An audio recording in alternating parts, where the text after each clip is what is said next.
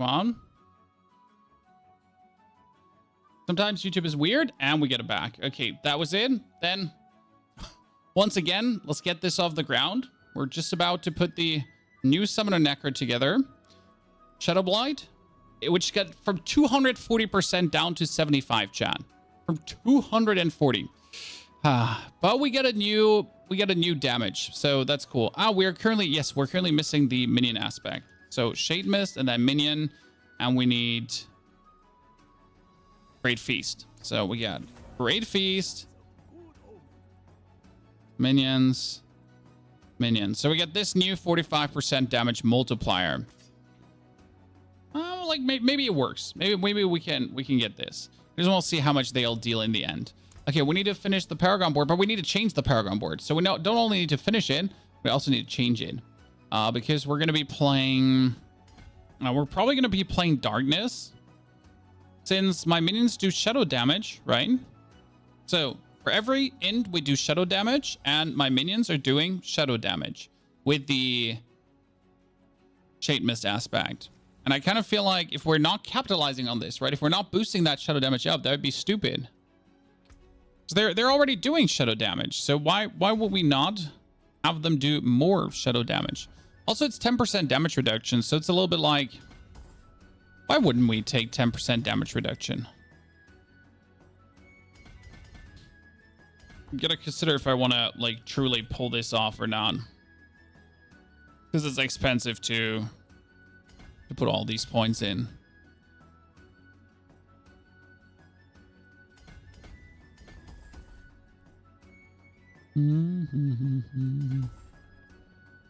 Good. We need Flash Eater, and Flash Eater is now able to get triggered than ever, right? That's another intriguing one. Since Flash Eater, Corporal is actually weaker now than Amplify.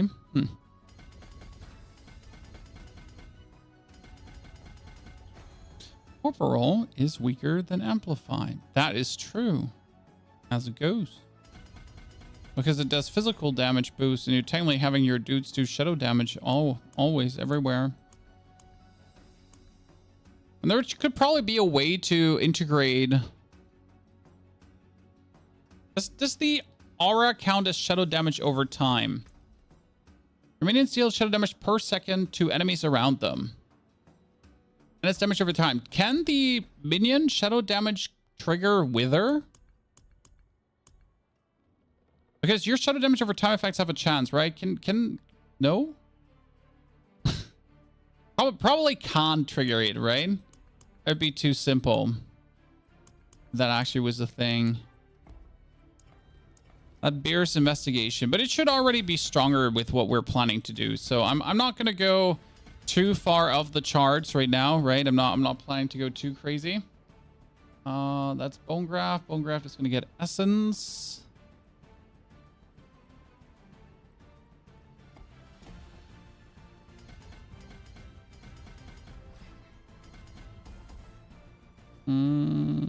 More life, as always.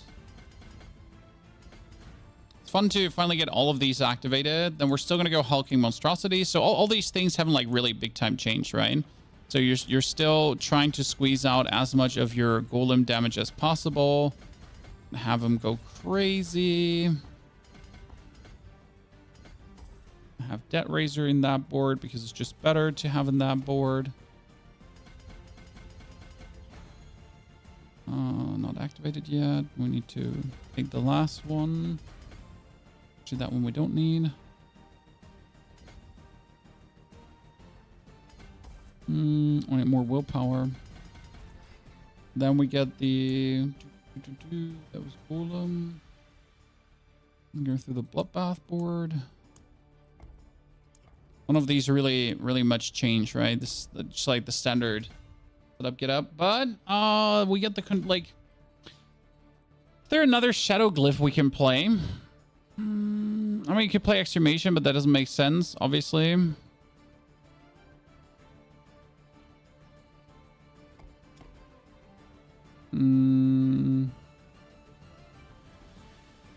There's no other shadow damage glyph that really makes sense to play. I mean, you have Scourge, but Scourge does increase shadow damage over time, so it's not worth it. Necro's good in Season 5. Necro's always good. The trick is just to find the ways how he's good. Right? How is Necro good? That Necro is good is out of question. But finding the ways to, like, how he's good, well, that can sometimes be complicated, right?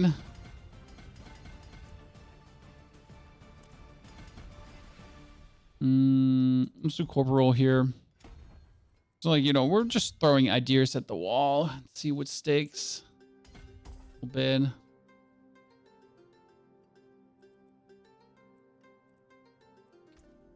Cult leader. How many points do we have left?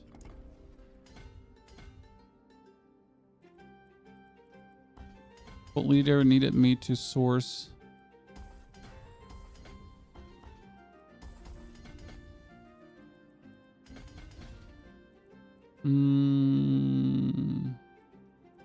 Actually, no, we don't need Golem there. No. I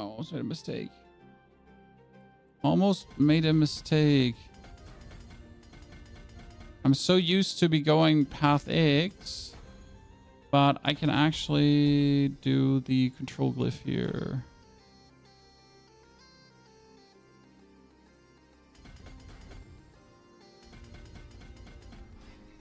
Yeah, almost made an oopsie doopsie. We need way more willpower and way more dexterity, and then Son of Death, last but not least.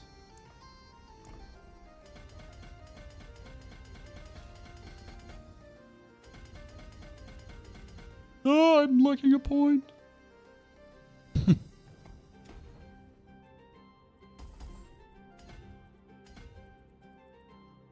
Let me yoink a point out of somewhere.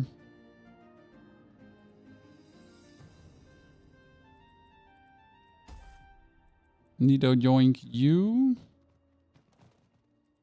Probably need to, like, steal these 3 from there. Need 3 more. I'm getting 42 willpower. So that's roughly what we got going on, right? A bit of a... No, it just looks on camera like this. I'm merely brown now. Brown.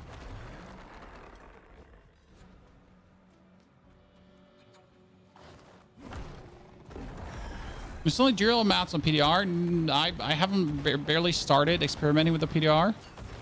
So you're really getting this, like, did you see how I don't have any essence, right? Oh, we're not really running the dudes to make corpses, right? So we need corpses. The mages to be the shadow mages, and the golem to be the blood golem.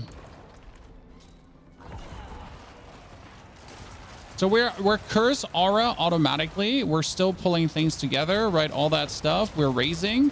But the thing is, after raising, we're essentially corpse explosion now. So we get the priest up, and then we can spam the corpse explosion, which is really nice. You notice? We can actually spam corpse explosion. We're back to it, chat.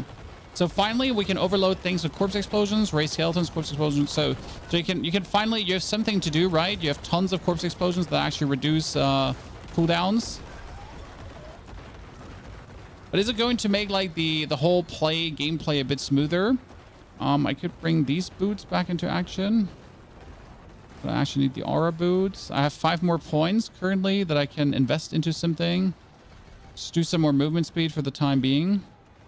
We got all of this. Let me go to a Pit 101. And Pit 101 should obviously be super goddamn easy, right? Without a single problem. Because that's what minions are. But World Tier 4? Oh, we're still not World Tier 4, right? Yeah. We still need to move World Tier 4. It's the confusing thing about joining the PDR, where you, for some reason, are not in World Tier 4.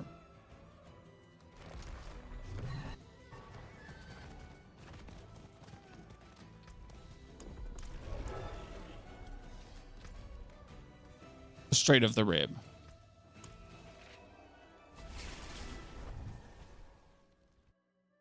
Necro is going to be interesting. The problem is we're being pigeonholed and playing Bone Spirit.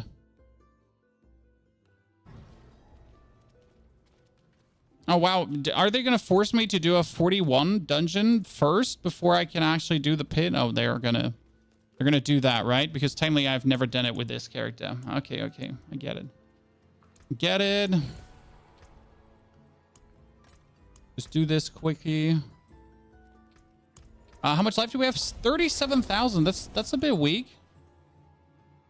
To definitely allocate my... Interesting.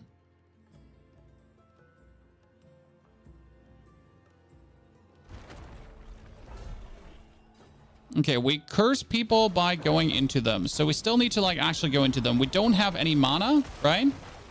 Like, as you can see, I have no essence. Why do I not have essence? Well, because that's how it goes.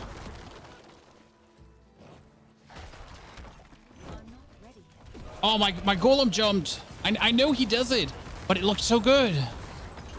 I thought it was just going to be unnecessary and super, like, no one gives a flying fart, right? But it looked so good. Bam. There seems to be some significant lag currently. Yeah, for some reason, shit's lagging. Jump, my friend.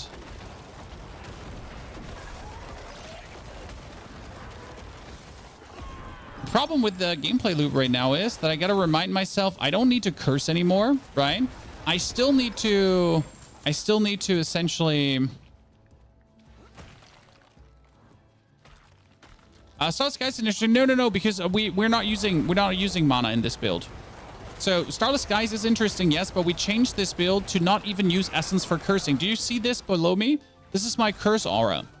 So what's happening right now? My skeletons are having a shadow damage aura around them, which continuously gives me the blighted aspect. Kind of nice.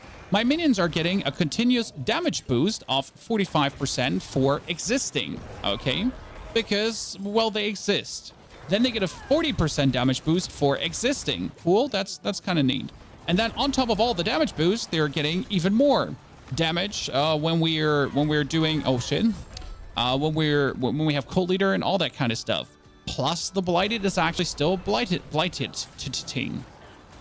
the way, you can now take potions while you're stunned, chat. This is an interesting change. The question rather is, does this Shade Mist aspect, which gives my minions 1,000 damage per second. Yes, all of my minions, so my Golem and my Reapers, they're getting essentially like 1,000 damage per second, which gets scaled up by all your damage around them consistently, which stacks up the Shadow Blight, as you can see. But they're essentially just like stacking up cool ass shadow damage. So we are not having essence here because a Great Feast. Your minions deal 45% increased damage, but each one drains 1% essence for 1 essence from you per second. The thing is, like, we don't need essence. We have not a single skill that needs essence. We even brought back Corpse Explosion because of this. Because now we do not have to play the curse anymore in our bar. Yes, guys, we're automatically cursing enemies. And since we don't have to play the curse in our bar, well, guess what? We are finally able to use other skills again, which makes the whole thing so interesting. Because if we can do this for every build now, because we can do this for every build, okay? Every single build can now play without the curse in the bar. So this is going to be a tier 100 boss. Get him cursed. Corpse Explosion, because we can Corpse Explosion now. It's definitely less damage in terms of the golem itself, and the cooldown is lesser because things are fixed, right? But we just ate through him nicely enough. The bigger question is rather now that I can do now I can do this. So pit 101. I'm sorry in advance that Germany's losing to Denmark tomorrow. In what, Royal Denmark? Ice hockey? Skateboard skating? Would you get Scarlet Star? Why is Pit 200 unlocked? Wow. Okay. Would Starless Skies work because you're using Essence? Starless Skies only works when you're using a skill, not Essence, I think. No, I'm not 100% sure about that. Right? I mostly I mostly don't have the space for another like aspect. Oh, good. He's flying, chat. He's flying. Okay, we pull everything together. Sorry, I'm still getting used to the new layout that we're using here right now. Putting things together, everything dies equivalently fast. It's kind of nice to use corpse explosions again. You should not forget, though, to actually enable your minions, and you need to go close to the curses. So I need to, like, at least once run in. Yeah, he still just eats everything.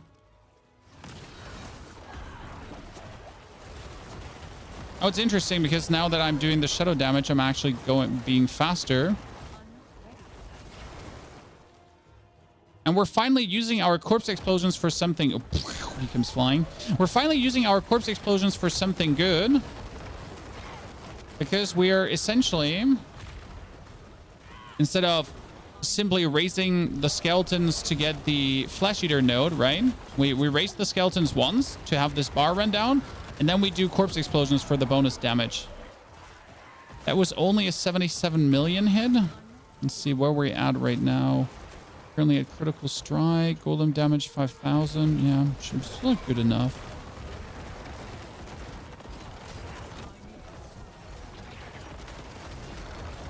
And does it feel like you survive easier? Because I currently only have like 37,000 life, chat. And we're currently in pit 101. Like, I know they, like, I feel way more tanky.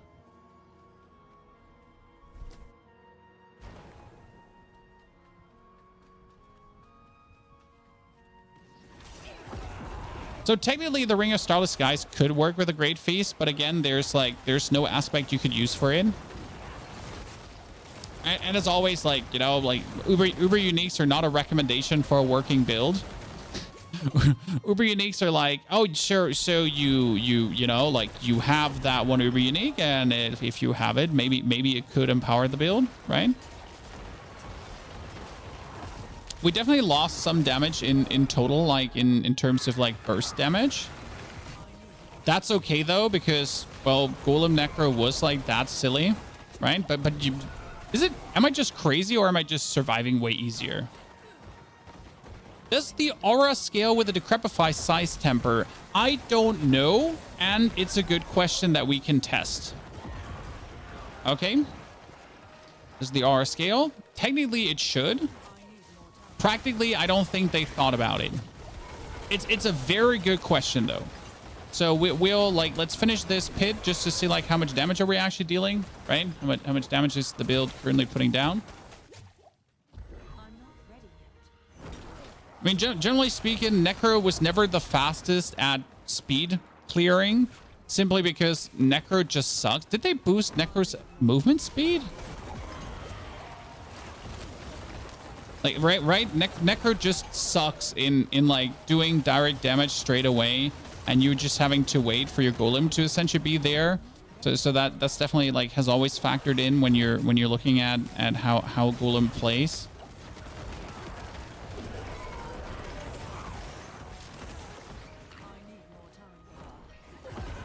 So right now I don't really feel much slower.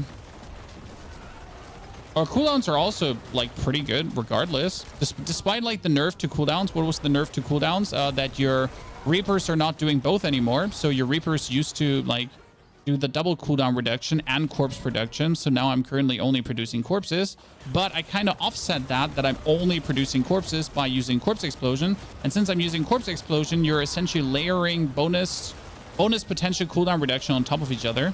Yeah, you're so much more tanky. Why? Oh, and I got a bonus shadow damage cooldown reduction though. So shadow damage reduction.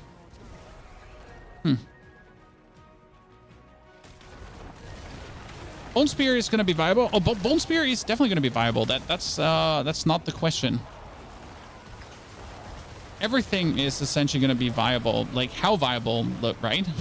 I mean, Bone Spirit is going to be the absolute S tier build right now. They overscaled that one so hard, and everything is like going into this. Then there's an interesting Mortar Crew build that I will be having to try out as soon as I get the Mortar Crew. There is like, you can play Trog'Oul, so like you can make a Bone Splinter build, because Trog'Oul is actually shooting at like the Trog'Oul is shooting out Bone Splinters, and there might be a way to go absolutely overboard with this. Okay, let's see. How's the boss damage? Spirit Call of Frost. I don't need to curse him anymore. I'm hovering around him. We're making some bonus corpses. The thing triggers straight away. We're going to summon the corpses. We're going to just do corpse explosions now because that, again, just multiplies my damage upwards. Why does that multiply my damage upwards? Well, that's how it works.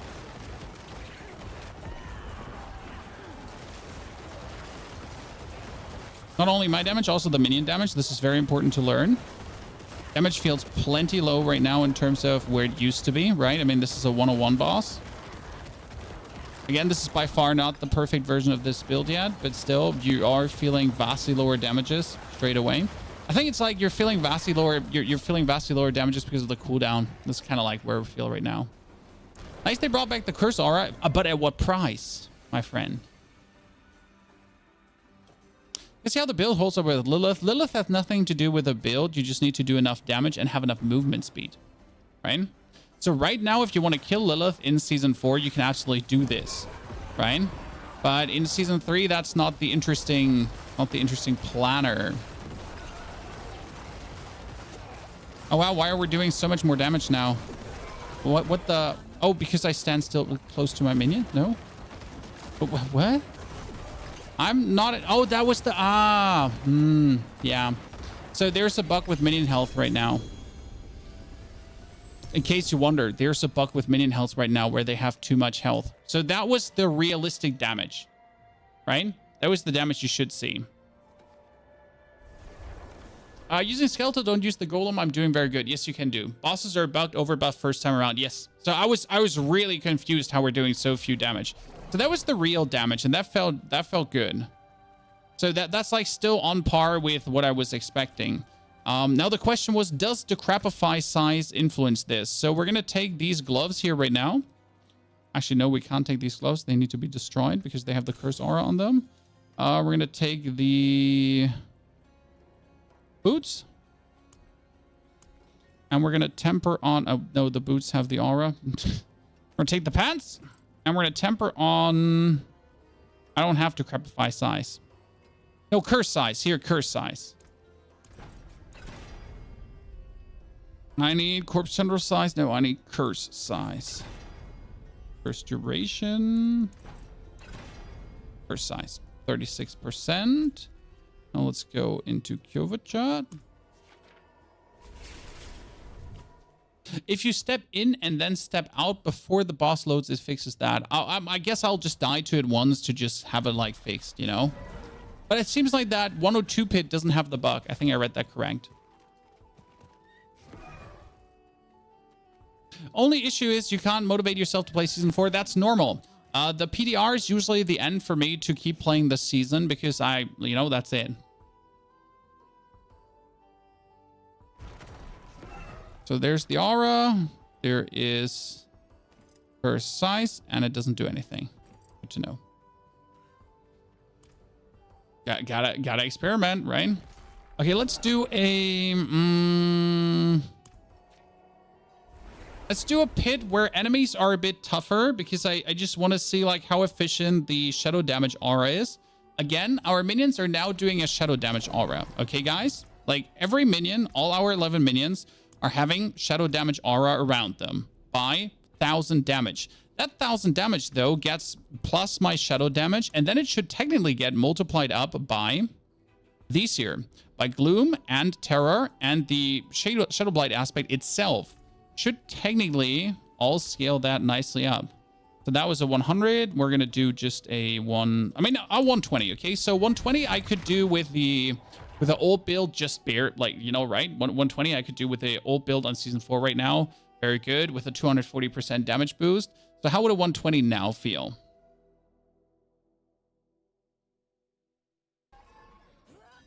I have way less life, so I might just die now. We need to actually look out if I just die now.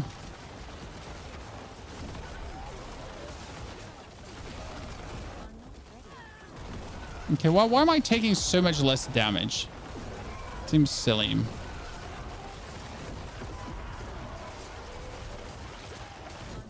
know what the interesting part is about running a corpse explosion, Chad? You might not know this, but a corpse explosion gets 2 times the attack speed of any normal summoning. So let's say you used to be spamming Race Skeleton to get 5 corpses up, right? You spam Ray Skeleton. You want to get 5 corpses up, so you're actually getting the Flesh Eater node, right? The thing is that when you actually spam Corpse Explosion, that gets a ×2 multiplier on your attack speed. So if I'm like just hammering down this Corpse Explosion button here right now, I'm getting essentially 2 times the amount of corpse raises in the same amount of time to just simply get my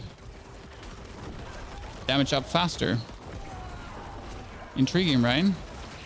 Okay, we're taking way less damage. What did they was there something in the patch notes? I died still there, but I didn't really pay attention to this. Like how much less damage we're taking. It's incredible. I mean, I'm at 37,000 life only. That's nothing. Like paperweight, usually I run around 50k, 60k, right? When I do this here. What happened?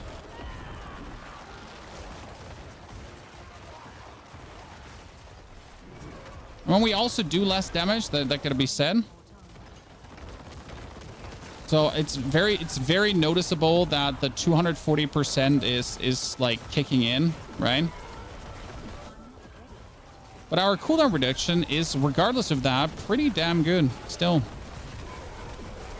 I mean, you see like how fast my Army of the Dead essentially comes off cooldown again. My Shadow Aura is Shadow Auraing. I can't sadly see the actual damage of the Shadow Aura very well because, well, there's a lot going on.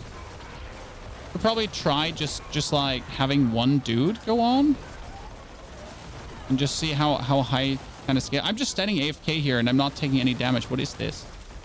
I should have like died 4 times over already for just standing in the wrong area.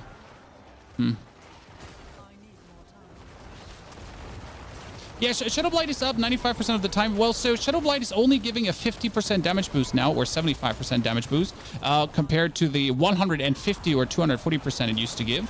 So it's vastly weaker, but that vastly weaker is technically offset by it always being up, which is not completely true, but yeah. So as you can see, it's like always up. Simply because we have corpse explosions below the opponents, but all of our minions, so every single minion has essentially a Shadow Aura. I don't know what killed me. Has essentially a Shadow Aura going on. That like really works. Okay, I don't think we might actually be able to do a 120 right now with the version of with like the same version that we're running from season 4. So that's kind of like what you see how much weaker it gets. Do you know where Motor Crew drops? No, I don't. So again, topic of the Starless Skies, Tanju, it like Starless Skies doesn't really add damage to us. Not more than any of the other things does. And it would steal away golem damage temperings. So Starless Skies would currently like join golem damage temperings away. Which doesn't make it worth it.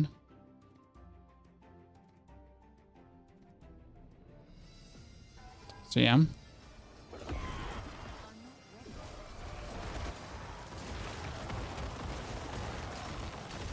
Let's do a 110 because that 120 possible, certainly. But due to the nerfs, vastly harder. Oh, but by the way, another nerf that I completely forget about, which is actually a buff, is that you don't need to stand close to your minions anymore. So there is the aspect of the Unyielding Commander, right? Which gives your minions, aspect of the Hellbent Commander, which gives your minions more damage multiplicative. If you have 7 or more minions alive, they get more damage multiplicative, right? That used to be damage multiplicative if you stand close to your opponents. Well, we are not standing close to our, like they took the close part out. So I can now stand on Narnia, right? I don't have to kiss my minions' asses anymore. And I am still getting the damage multiplier, which is really cool. And at the same time, kind of sad because they lowered the damage multiplier. Army of the Dead uptime is great. Yes, I'm actually surprised because we're not getting a single cooldown reduction, like, from our Skeletal Warriors, okay? Guys, we put the aphotic aspect out. No more cooldown reduction from the Skeletal Warriors. That one is gone. Correct?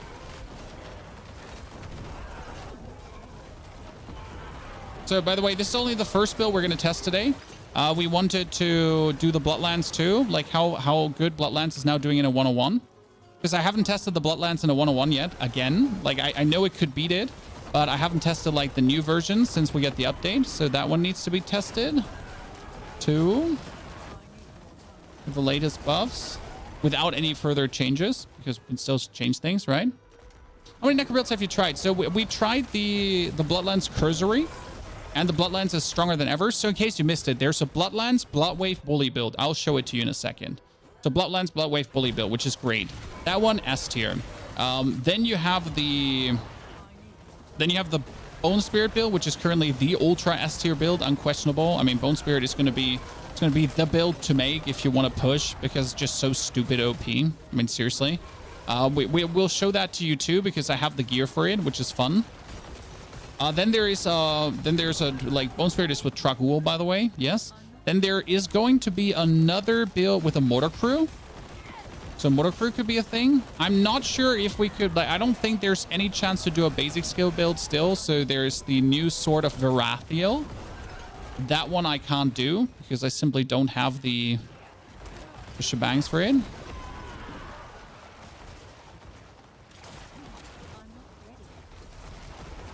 The Cursor is shit. No, the Cursor is fantastic. You're getting your curse off more often enough, and you just literally have to every now and then dip into the enemy. I mean, for like, you literally just Bone Spirit through your opponent. Like, you do this and you have them cursed. Done. It's insane.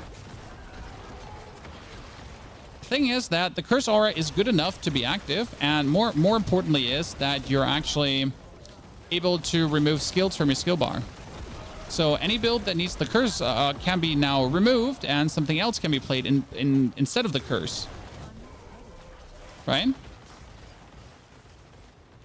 My Bloodlands build could, for example, consider doing that too, and I haven't actually, like, I haven't theory crafted that yet. This is about the Bloodlands build, right?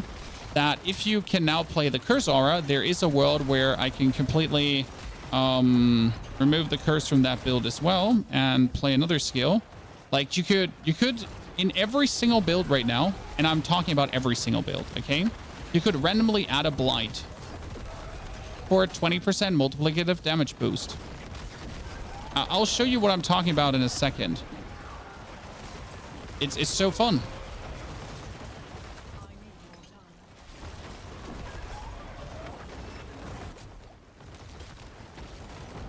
That's a 110, by the way, here. Just for, like, you know, we're just going through, like, butter through this. So I'm not surprised. This was to be expected. I would have been, like, sad if we were struggling with a 110. But let's see how the boss is, because like going through, like, Rabble is always, like, you know, you do that as the Necro, you get enough area damage and everything. But I want to see how it is with the boss fight now and the Shadow Aura, because of all the damage we have essentially lost.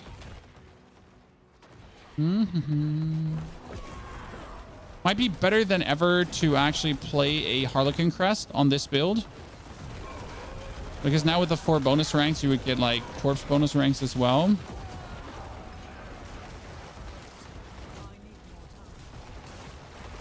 Could you please kill that? Jump! Ugh. Killed. Gotta love me that jump. I wanted to say it's unnecessary that the jump is in, because your golem is mostly up front. But you know what? If you're actually walking fast through a dungeon and your dude is, like, lagging behind, then that jump is kind of nice. I haven't seen a broken OP Necro build yet. Then you haven't seen the new Bone Spirit with good gear. Thing is, I mean, like, even the new Bone Spirit build, and I gotta say that it's strong, but it's not broken OP. I mean, even the Golem monster at its strongest was not broken OP. Oops, I kind of got hit by that. So even, oh, perfect. Now we should be having, like, the real HP on that boss. So a lot of people have been complaining about the Golem Necro being too strong, right? But the reality is that even at its absolute peak, that build was merely just good, or finally as good as Necro actually should be, right? So it was like, Necromancer has never been, oh no, this is like broken, this is so good. I mean, yeah, sure, it's good, but it's not like, right, we're not like barbarian levels of this is crazy. Oh, I forgot the bosses now have this new thing going on, right? Whenever you get hit, you get more multiplicative damage. I saw people were actually complaining about this, correct? Because sometimes shit's mad hard to avoid. Right, some of these are really annoying to deal with.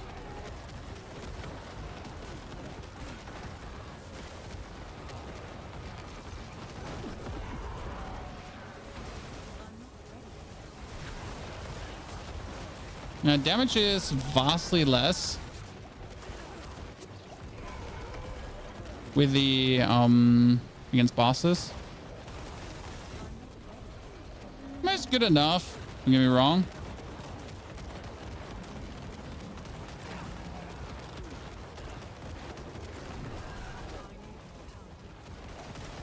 Yes, I'm just literally holding down my corpse explosion button. I just say I feel like Tyrell's Might, like that actual shadow minions. That actual shadow minions might simply be better now instead of Necromancer because of Tyrell's Might. Because Tyrell's Might triggers on corpse explosion, right? And I can now play all of this, including the corpse explosion, without having to make a single compromise. It's actually really interesting.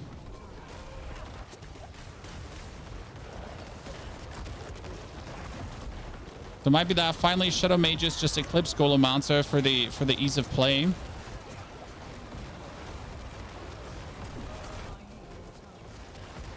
I mean, because imagine, right? Like we're just like going crazy on all the corpse explosions at any point. And then we would get Tyrell's Might on top of that.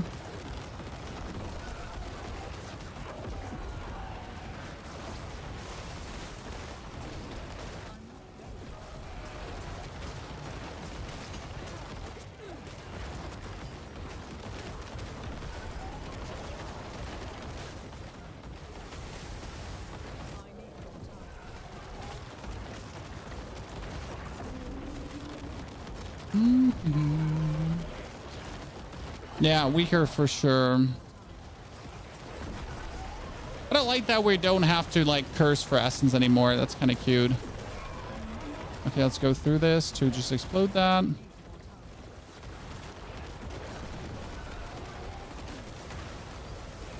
We get our first. Oh wow, what actually hit me?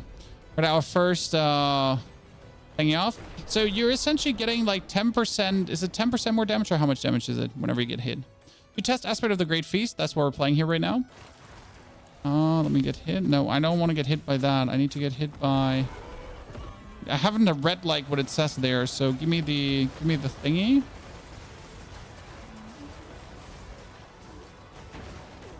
Thank you. Takes increased damage from all sources. Okay, so whenever I get hit by that, I'm not sure how happy I am about this one here right now, right? Intriguing. Could you kill me?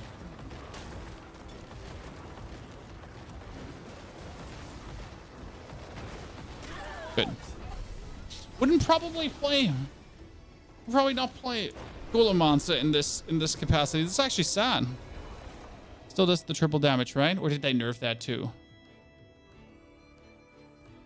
Minions are mad. No, minions are not mad. Minions can clear 101 super easy. I mean, I cleared it 101 without a single issue. So minions are still speed farming. Damage is still triple. Okay, damage is still triple when one enemy is drained. So I don't think that minions are mad now. They can absolutely clear a 101 pit. And again, 101 pit is the only thing you need for material farming. Anyone saying different is just stupid. I'm sorry. Anyone saying like, you know, I'm farming pit 130 because look at my dig. Yeah, nice dig, but you're still an idiot. So don't take this the harsh way, right? But it can farm a 101, and that's perfect.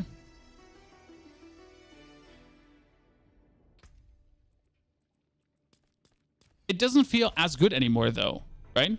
That's for sure. Even with the Aspect of the Great Feast. What I want to know is which other builds could integrate the Aspect of the Great Feast. Because one thing you might have not read, chat, is... And here we go. So the Aspect of the Great Feast...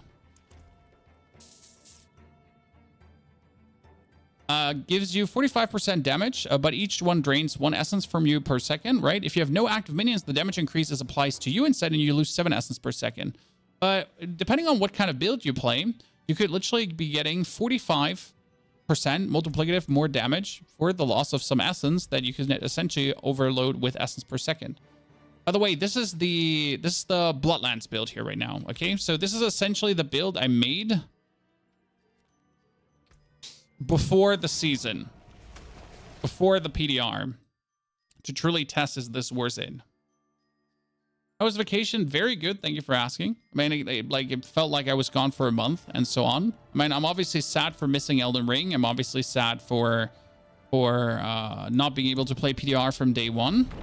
That being said, right now we have the chance to finally test the PDR and try out everything and see how the Infernal Hordes are and all that kind of stuff. So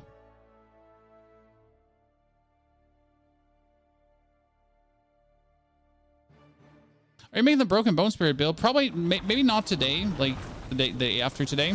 So this is, oh no, I need to change the aspects. Sorry, chat, we don't have the aspects right now. We currently have the aspect of the Bursting Bones because I wanted to see how much damage it actually does, and it actually does plenty damage. So I need to get out of here because right now you're not seeing the full potential of this beauty because of lacking attack speed simply, right? Oh, it's so sad without attack speed. It's like literally this is so sad without attack speed. Oh, that was 45 million? What? Since when was I able to do 45 million? That's good to know though. Okay, so you die, please. Thank you very much.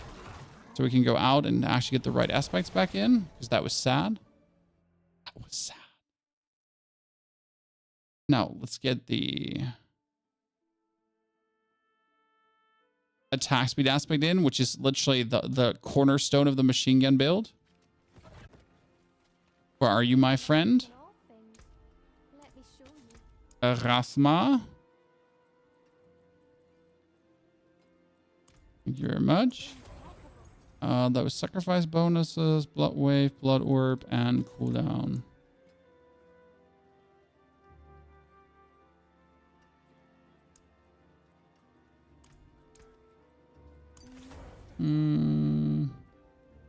Yeah. Are you playing sacrificial on this build? Yes, we have everything going on.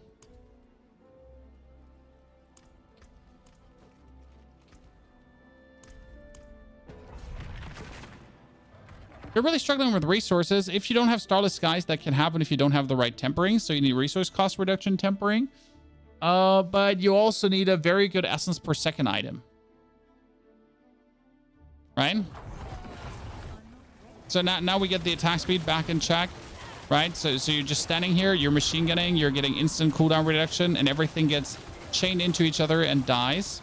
It's my favorite build of the season so far because of like how Bloodlands essentially works and how the cooldown reduction of Bloodlands and everything works.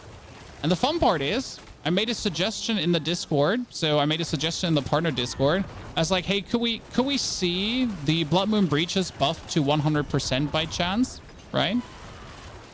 You know the Blood Moon Breaches. Can we get them buffed?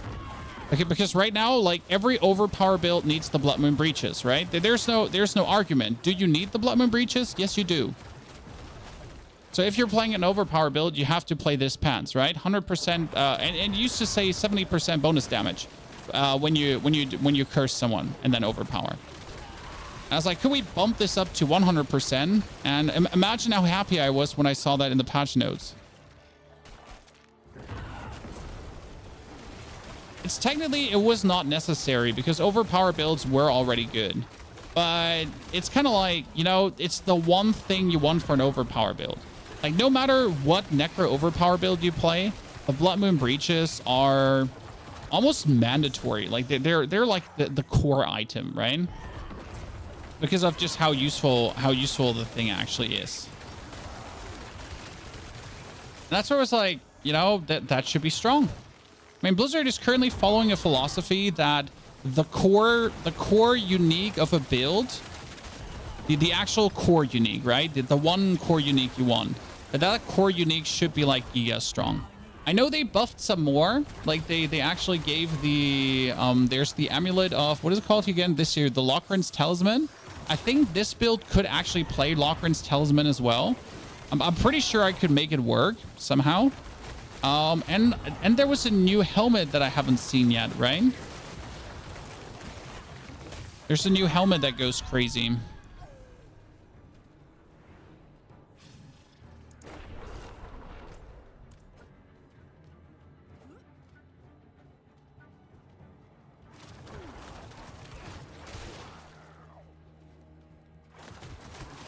That gave you like tons of bonus damage. Was it called Lucian helmet? Yeah.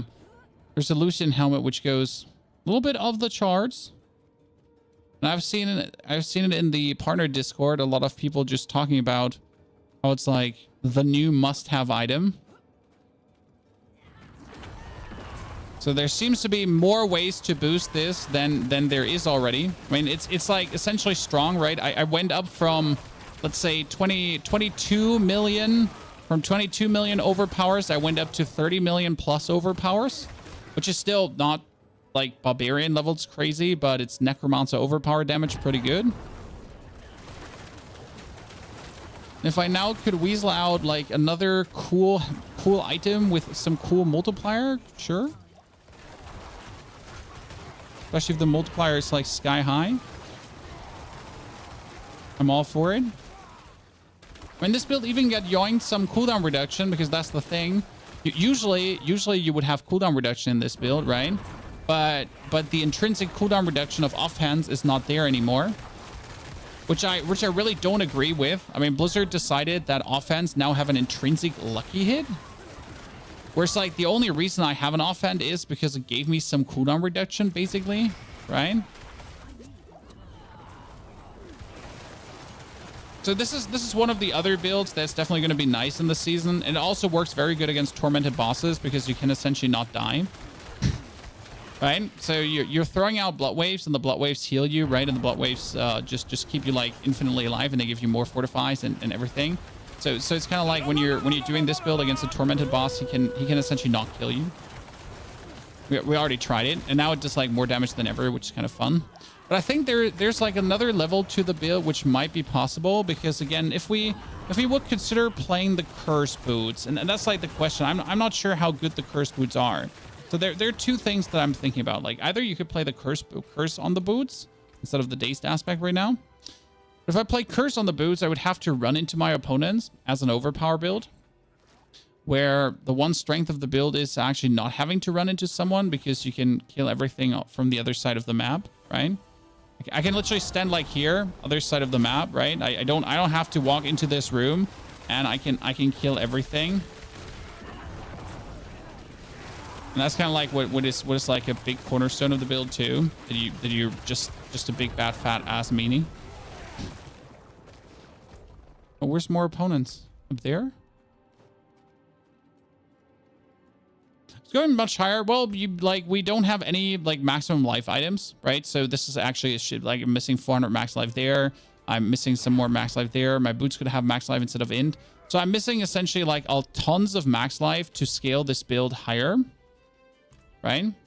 So there's tons of scaling missing. Wow, do I have to backtrack to the other? Wow, that's sad. that's sad, Chad. Literally have to like go back now here to... Wait, that's it? Are there not enough enemies in here? Huh?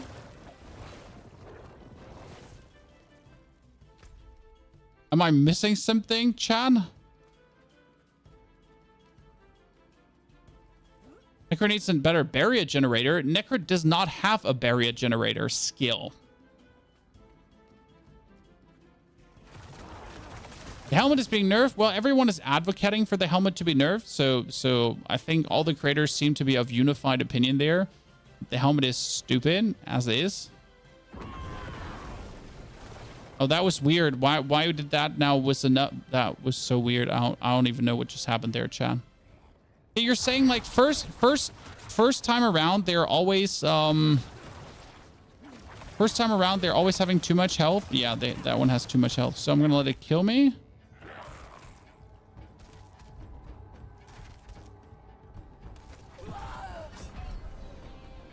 This first time around, the health is bugged.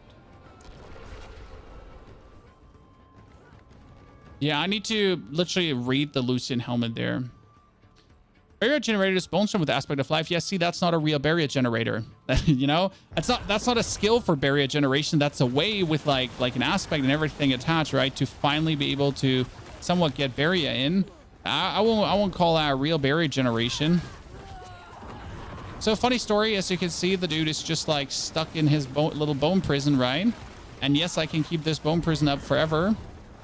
My cooldown reduction and everything allows for me to essentially just have him locked in there and not have to worry about him ever.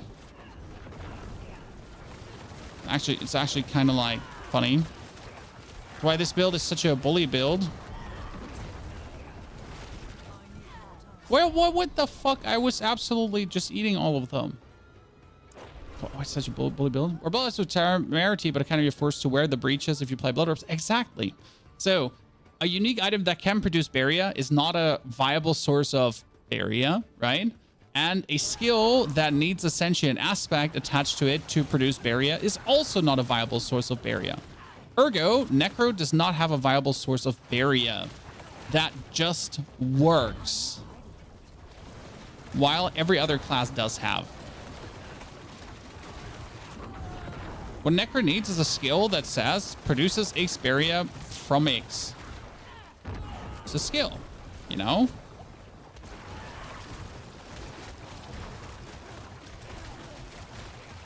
Did I just stand in my own bone prison to not get hit by the effects of things? Yeah, I did. Why wouldn't I?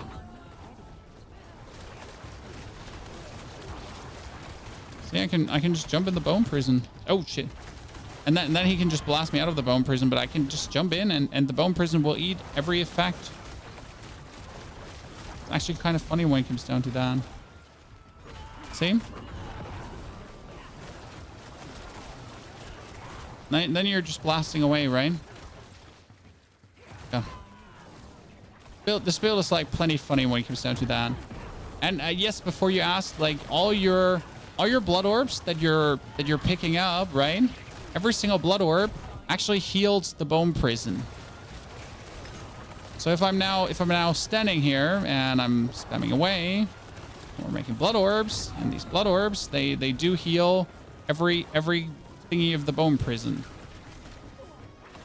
So when he tries to like poison his way through the bone prison, I'm like, how about no?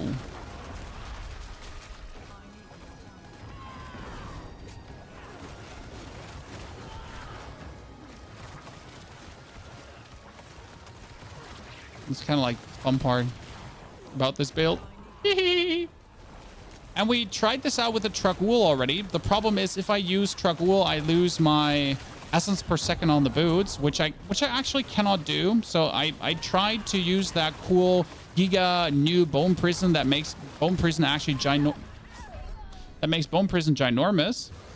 As you can see, like right now with the multiplicative damage, we're struggling. Doesn't Bone Storm Barrier make you immune? Almost no, sadly not. And you know why? Because it's still bugged. So Bone Storm Barrier has this. Aspect of the Shielding Storm. Each time Bone Barrier damage enemy gain blah maximum life. And it used to still scale of minimum life in Season 4 even after the fix. And I'm not sure if that is now fixed in the PDR. So that's technically your barrier generation, right? The problem with barrier is that the barrier only works when you touch. Okay, so only if you touch the enemy, like it's working, unless you're playing the aspect of Ultimate Shadows, ergo another aspect, which means Bone Storm, then Shielding Storm, right, and then aspect of the Ultimate Shadows to essentially just get like a modicum of any kind of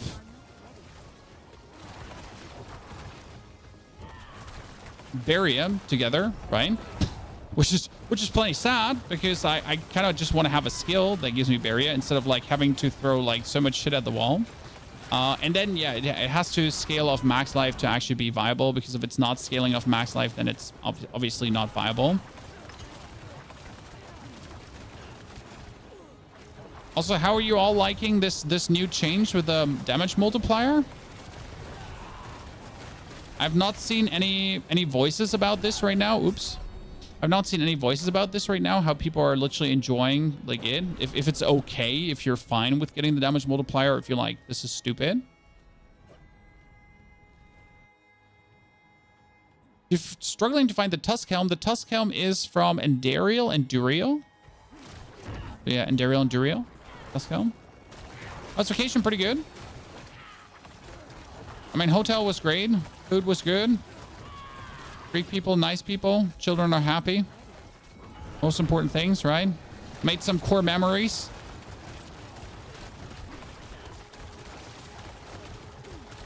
Yeah, my problem with the changes are that no one asked for it, right? So people have been complaining about boss echoes already.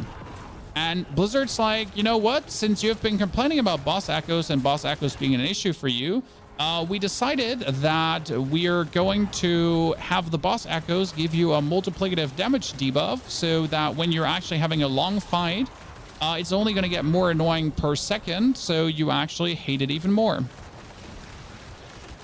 And I'm like, sure, we could do this, Blizzard, but I mean, like, how about you don't? Because, like, wait, why? You know, like, literally, why?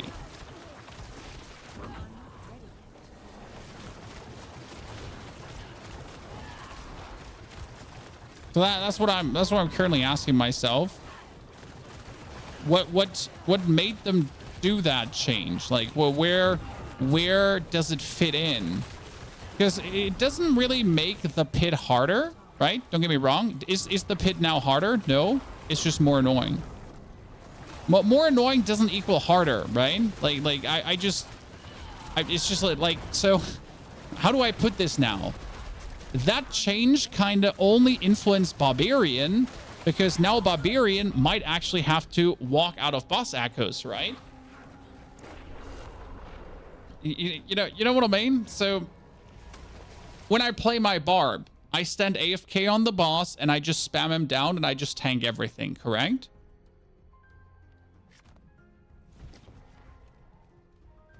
Correct?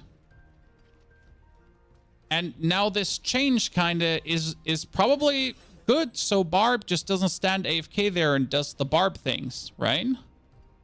But what about all the other classes that didn't ask for this? That didn't deserve this, right?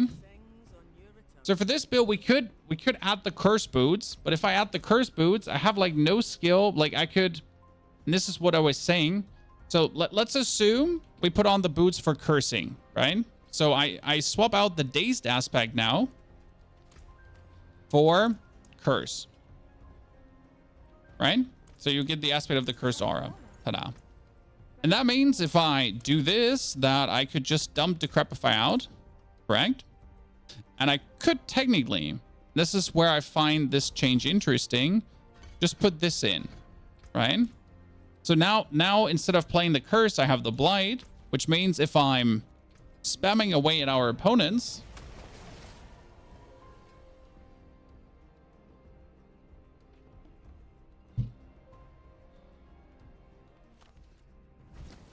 yeah, I think just Barb can sit there and just take it. Again, I think like, as always, Barb is ruining it for everyone else. I do believe if they go through with this pit change, Season 5 is going to be horribly received.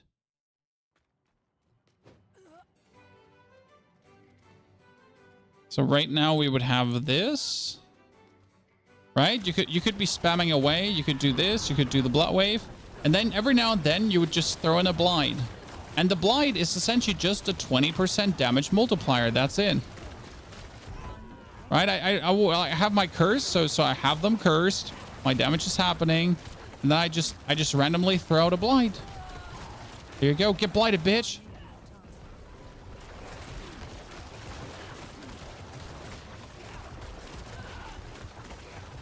So every 6 seconds, I would essentially just have to throw out a blind. The only issue is that I essentially have to like stand close to the boss, right? That's how we could integrate the curse aura into this one. Technically. Technically.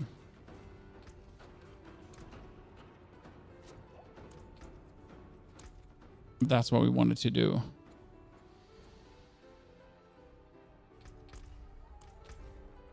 Okay, so I heard that they actually buffed this one. So Helltides are now having 5, 6, a triple 1. Okay, that's the one. So we have 9 and we have 10.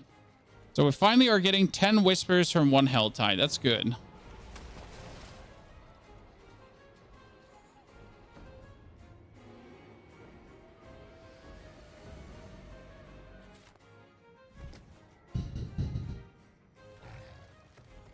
Prevent people from just face tanking. Yeah, but no one is just face tanking the bosses, right? So don't get me wrong, Kenny. No one has been just face tanking the bosses but Barb.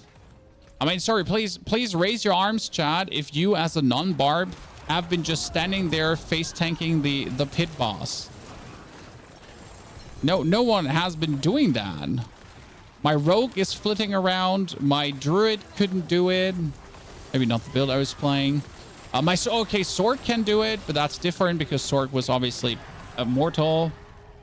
But Sork, like, so this change wouldn't do anything to Sorks. They anyways made Sork not immortal anymore due to the change how the cooldown reduction on immortal skills work. So in case you missed this, but they completely changed how immortal skills work, and like Sork can actually not get immortal anymore at all, right?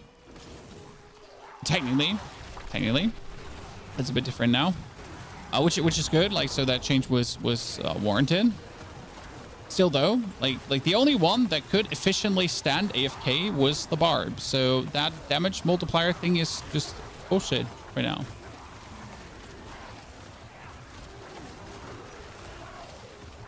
Bullstorm kinda can.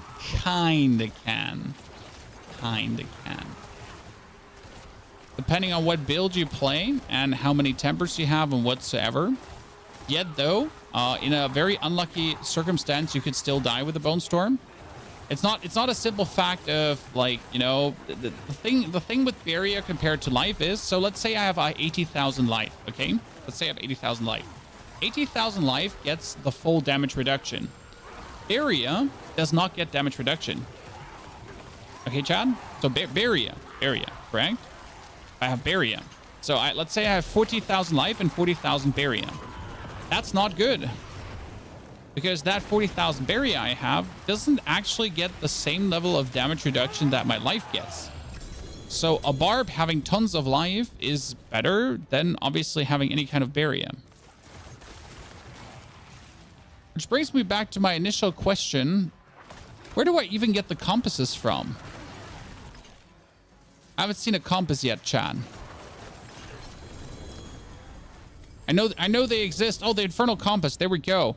Yeah. And where do I get Abyssal Scrolls now from? Well, because this is like a tier 3 Infernal Compass, right? I don't want to do a tier 3. I want to do a higher tier 1. You salvage an Infernal Compass and you would get the... well, let's just jump into Infernal Horde. I've done only the tier 3 Infernal. I've only done the world tier 3 Infernal Horde yet. I've actually not done a normal tier 3 Infernal Horde.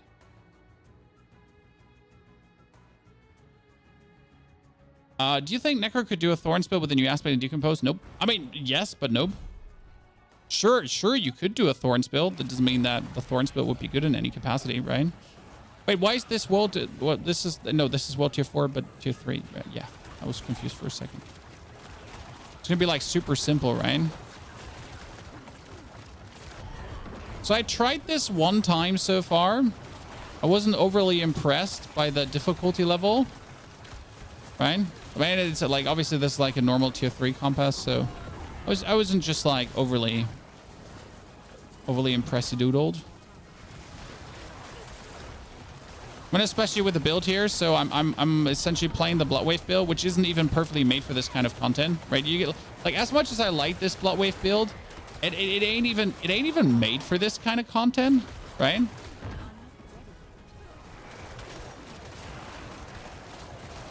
Because a Blood Surge build would inherently be better. So we just hit everyone in the room at any point, any given time.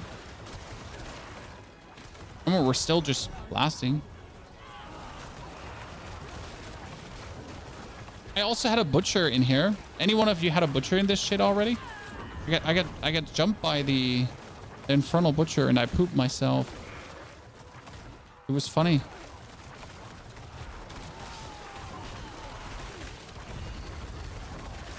Get Blood Orbs heal and reduce cooldown with Bone Storm. You could spam it. What?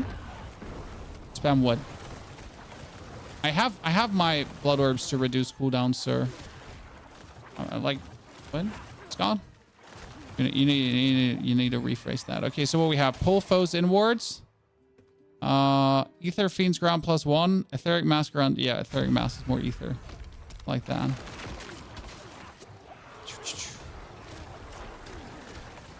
I'm playing the Curse Aura. I don't actually have to curse anymore in this. You know what? For this kind of content, Curse Aura is nice. That's actually working plenty well.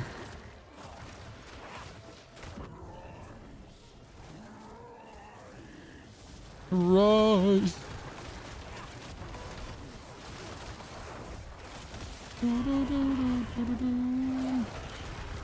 Where are you? See, that's like the Bloodlands build in in this kind of content. It's really funny, right? I just enjoy Bloodlancing around and just not giving a flying fart, right? Everything just dies. What are you gonna do? Try to kill me, dude? And especially since the Blood Wave got buffed, so not only did Bloodlands get buffed, right? The Blood Wave got buffed too. It does more damage than ever now. It actually, no wait, more damage than ever. It actually does finally any kind of damage. That's kind of nice.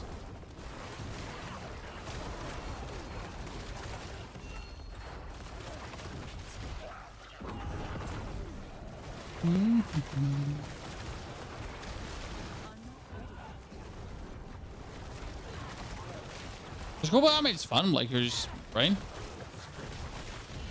You ran out of heal on the higher tiers. It's funny because I don't actually ever use heals. I just heal by existence, right? Okay, Ether Fiend's ground +1 ether, movement speed. At the end of this here, Ether Fiend's more ether. I once had one that Ether Fiends give more ether, and then Etheric Mathis would actually spawn Ether Fiends. So you get more ether, and then whenever you get an Etheric Math, right, you get more ether as well. And then ether is hopefully how you pronounce it, or I just said it like multiple times wrong. I hope I didn't. I think it's pronounced ether, right? Ether? Please tell me, John. Please tell me. I'm pronouncing it wrong the whole time, right? Make fun of me again. I miss Necro Simulacra, me too. I mean, I truly miss any kind of bone armor, shadow armor, blood armor. Call it whatever you want, anything. I miss a true defensive skill. Press this skill to get Xperia. Reduce cooldown after corpse interaction. I don't know. Pull 4 corpses to make yourself a mantle. Call it corpse mantle, okay? Pull 4 corpses in to create a mantle of corpses. And that mantle of corpses, you know, gives you Xperia, and whenever you take damage, 1 corpse falls off you. You can pull a maximum of 6 corpses in, blah. So something like the Dark Shroud that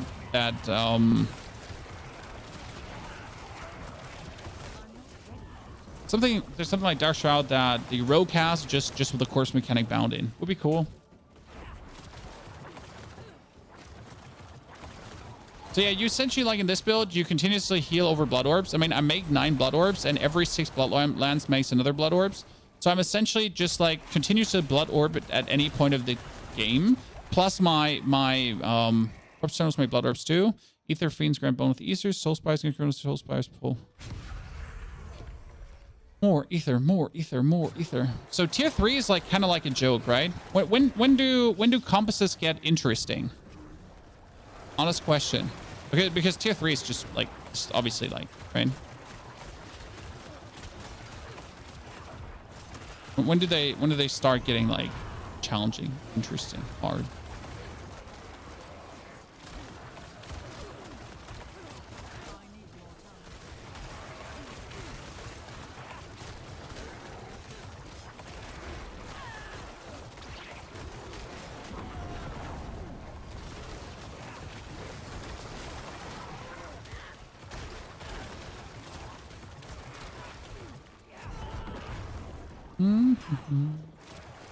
Does PDR mess up regular season? No. PDR and regular season are like independent of each other. Don't worry. Only because you have your regular season characters on the test realm doesn't mean they're going to influence like that in any way. It just seemed like that. Blizzard should probably have made that a little bit more clear, because I've seen that confusion from a lot of people, right? That weren't sure like what's going to happen to your main characters. And don't worry. When do you blight in this build? So I blight every 6 seconds and I get another 20x multiplicative damage. Because right now my curse is being auto-cast, okay? Auto-cast by just existing. So I exist, my curse is being auto-cast around me. So I don't have to have curse in my bar, which means that every 6 seconds I can throw out a blight, and wherever the blight lands, I do 20% multiplicative more damage. Which is actually really good against bosses, because I just get another 20% multiplicative damage for free without doing anything. It's actually kind of nice. Ether Lords. So you have to imagine like we're in a boss fight, right? The boss is getting auto curse, and that's kind of like cool. And then here I'm just throwing in a blight and we get even more damage. And it works really good in the pit as well, because like you're essentially in the pit, you're shooting at that boss, right? And you're trying to get it staggered. And with the, wow, that was a lot of there was a lot of ether we just got there from everyone. Hello, Mr. Ether Lord. Goodbye, Mr. Ether Lord. This is a joke. So when does it get? Like 5+ it gets interesting? Yeah. So because like right now this is like obviously a joke. But what I'm asking myself is, if you're making the Infernal Hordes, like in order to get a 5+ Infernal Horde, I essentially have to find 3 compasses, right? Because I find 1 compass and then I need to find 2 more compasses, and I need to downgrade these 2 compasses to essentially play +5. So in order to even remotely get a challenge, I need to do significantly much to get to that challenge. Feels bad. I'm not sure about that mechanic, right? Of like essentially gatekeeping. That quotation mark gatekeeping. Not sure how to say it otherwise. Easy to find. Yeah, I think they updated the drop rates and everything, correct? Nightmare Dungeon drops it everyone. Well, that's obviously good, but that still means that you essentially need to do 3 Nightmare Dungeons, right? Like, in order to play the Infernal Hordes, you need to do 3 Nightmare Dungeons. I just assume you probably arrive at level 100 and you have tons of them. So I guess it's like a level 100 problem where you're instantly level 100, but if I would now farm to get level 100, it would feel different. Right? So if I like, you know, while I level up, then I reach 100 and I have like 50 compasses already, at least.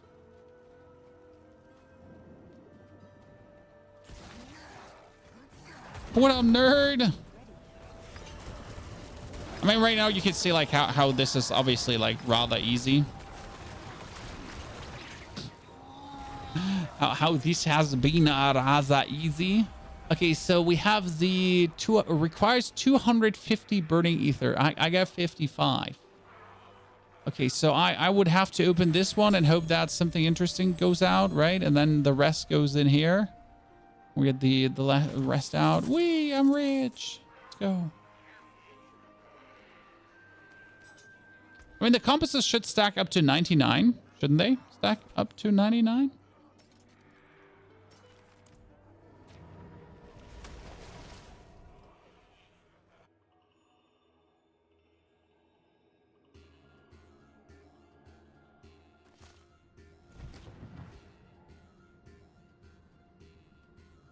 And 2 drops for all of that, not worth it at all. Oh, the drops are right now the biggest complaint. That they're not worth it at all. Scrolled stack compasses are sigils. Ooh, yikes. Same tier should stack, probably. So, yes, the loot is the biggest complaint in the partner Discord as well right now. That everyone is kind of like unhappy with the levels of loot that are dropping. By the way, let's try the minions. Let's try the minions. So that was the Bloodlands build in the Infernal Hordes. Right now, it doesn't feel like you would actually do Infernal Hordes much. Where's my dummy? When did we play dummy 1 or dummy 2? I think that's the dummy we're playing.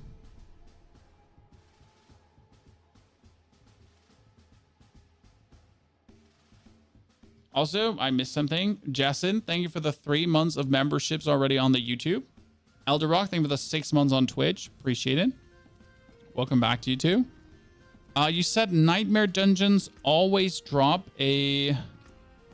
no, chests always drop it, so I should be able to go into the Helltide, or I should be able to go into nightmare dungeon. No, mine. Oh, there's a compass. Okay, cool. Let's do a tier 3 just with the Necro here too. So this is like the Curse Shadow Aura kind of Necro, right? That's weaker than ever, sadly. Oh, wait, no one will do them. Yeah, they have to make it worth your while. So how good is Minion Necro going to feel?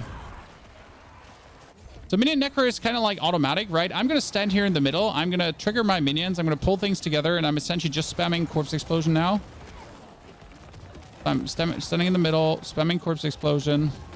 Yes, Corpse Explosion is a new addition to this. Then I got to run over. Keep spamming Corpse Explosion. Have my Golem actually jump. He took a leaping start, Chad. I mean, for this kind of content, it kind of feels nice. Don't forget, my Necro dudes now have a Shadow Aura going on. I kill things faster than they're actually there. So my dudes have a Shadow Aura going on right now, which kind of empowers them nicely and kills things faster than ever. Actually, really fast.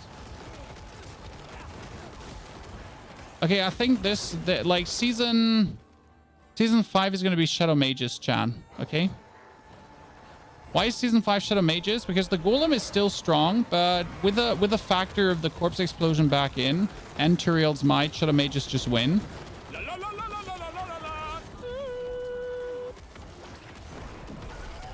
Most likely. Akbird, thank you very much for the brand new subscription. Welcome to the Knights of the Round Table. Welcome, everyone. Back from vacation, more Diablo, but actually also Shadow of the Erdtree, guys. So essentially until the 2nd of June, I'm going to do more Diablo now. And then after the 2nd of June, pull foes inwards, grants more ether. So we're going to be focusing, as soon as the PDR is gone, to play Elden Ring DLC finally. And tons of it.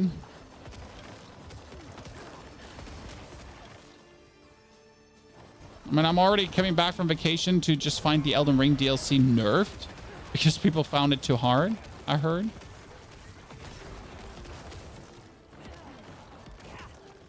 I doubt they'll nerf Necro this much. They definitely have to take back the Blighted nerf. The Blighted nerf is just stupid. I mean, the Blighted nerf essentially gutted almost every single build, right? Almost every single build on Necro right now get gutted by this for no particular reason. You have to see the picture where Necro is not even remotely dealing as much damage as Barb, but our main source of damage, our main source of making certain builds good, just gets taken out of the game, almost. You're like, but why? I mean, we went from 240% down to 100%, so 140% less damage multiplicative. Just like that.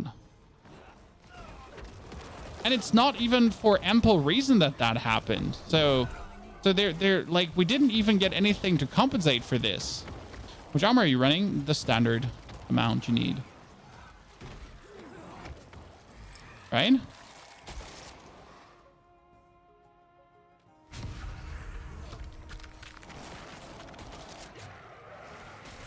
So nothing to compensate for it, and yet it was taken from us. So this is like the greatest upset. I mean, they're obviously trying to make Bone Spirit this season the main build, which I can understand, but there's a difference between making a build the main build and completely gutting other builds, right? So yes, we're pushing back already on a lot of the Necro changes because they don't really make much sense. There's some good stuff there, so I'm not gonna say there's only bad stuff there, right? There's some good stuff there too, but it's mostly like, why? What did we ever do to you? Minions does feel good in the Infernal Hordes, though. I mean, definitely feels better than the Bloodlands build because we're just... Minions are just booping everything. Poor lads.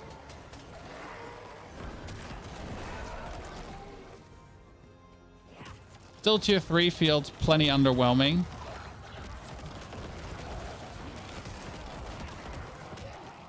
I like, right? This is not like what you would consider a challenge. I'm playing Shadow of the Earth Tree. Well, I'm gonna play the PDR until the PDR is no more. So the next 4 days, you're gonna have me enjoy the PDR, but the PDR is gonna be gone very soon, and then we're essentially able to also enjoy Shadow of the Earth Tree.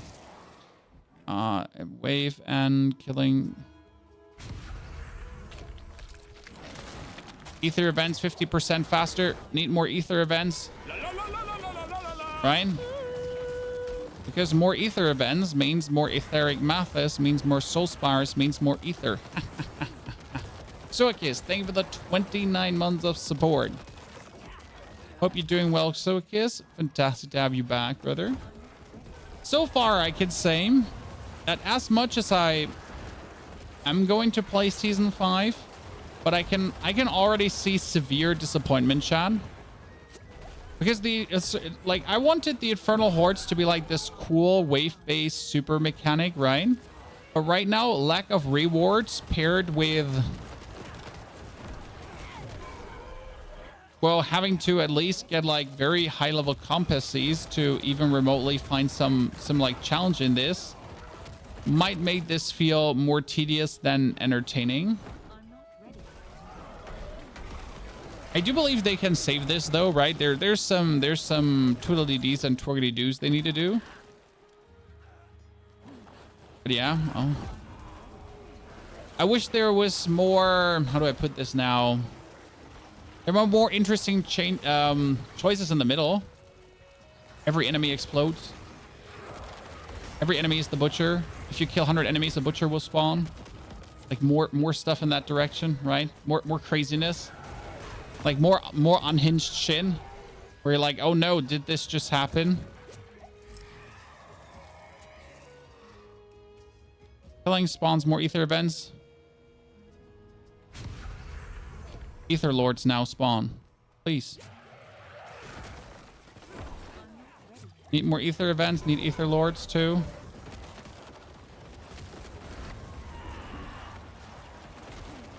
Not that they die super fast anyways. The other uniques got no love so far. I mean, some uniques got love. I have actually seen like some of the uniques like feel better now. There needs to be still more love for uniques. Yes. Some are like unhinged right now at that point.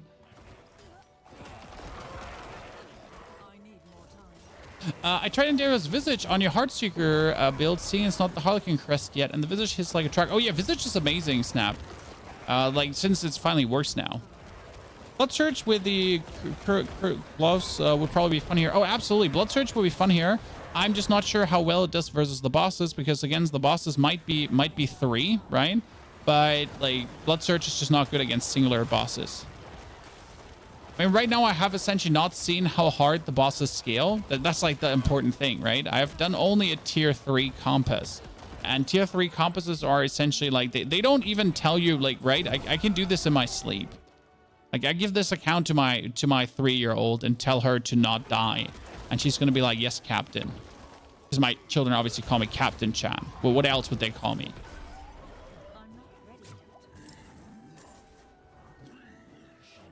Yeah, tier 3 is kind of like... Bloodless Scream, is it okay? Nope. I don't know how the new Bloodless Scream is. I know they reworked the Bloodless Scream. I haven't actually checked how they changed the values there. You're looking red? It's only the camera making me look red. I'm actually like brown. I'm brown and beautiful. Poor dudes. There's a tier 3 with minions, Chan. Wee! I got boots, Chad. I got boots and a dagger. Boots and a dagger. Boots and a dagger. Chat, listen. I got boots and a dagger. You won't believe it, but that's what I got.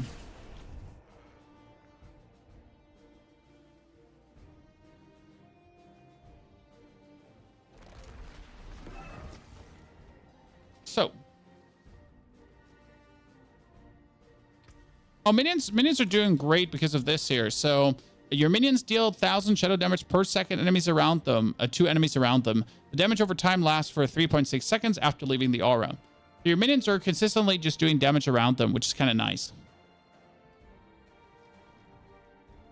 So I didn't actually check if they reworked the Bloodless Scream. So thank you for reminding me. Come on now.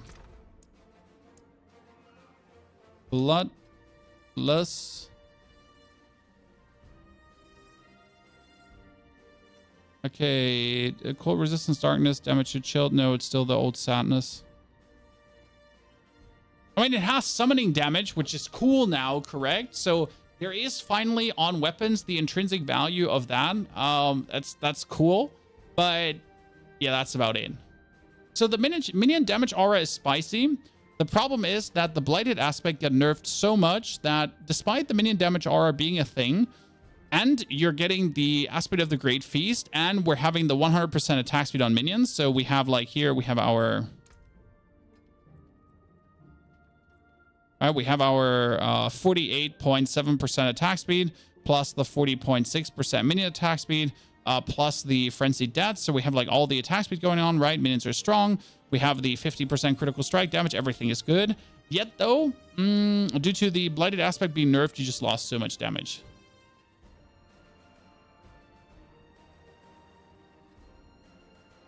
That's just the simple truth, right? We have like 5,500 golem damage. And also the nerf to Hellbent Commander. So it's a nerf, right? Hellbent Commander does less bonus damage now, but the bonus damage is always, so that's kind of cool.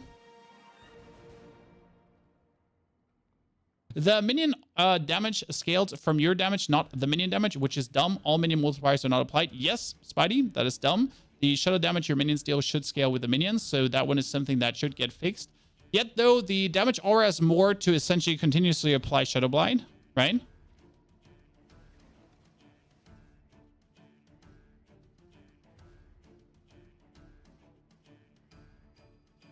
I do believe Shadow Blight should just simply get back. I mean, so we went from, so Shadow Blight went from, right, being able to do 240x. That was old Shadow Blight. Old Shadow Blight on two-handed, and now it's 100x. New Shadow Blight on two-handed. Which makes it a 50x on a one-handed, right?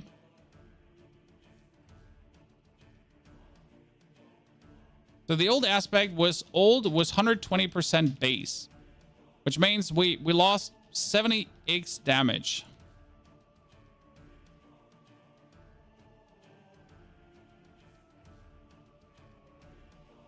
And going from a 120 base down to a 50 base is kind of like sad. Right?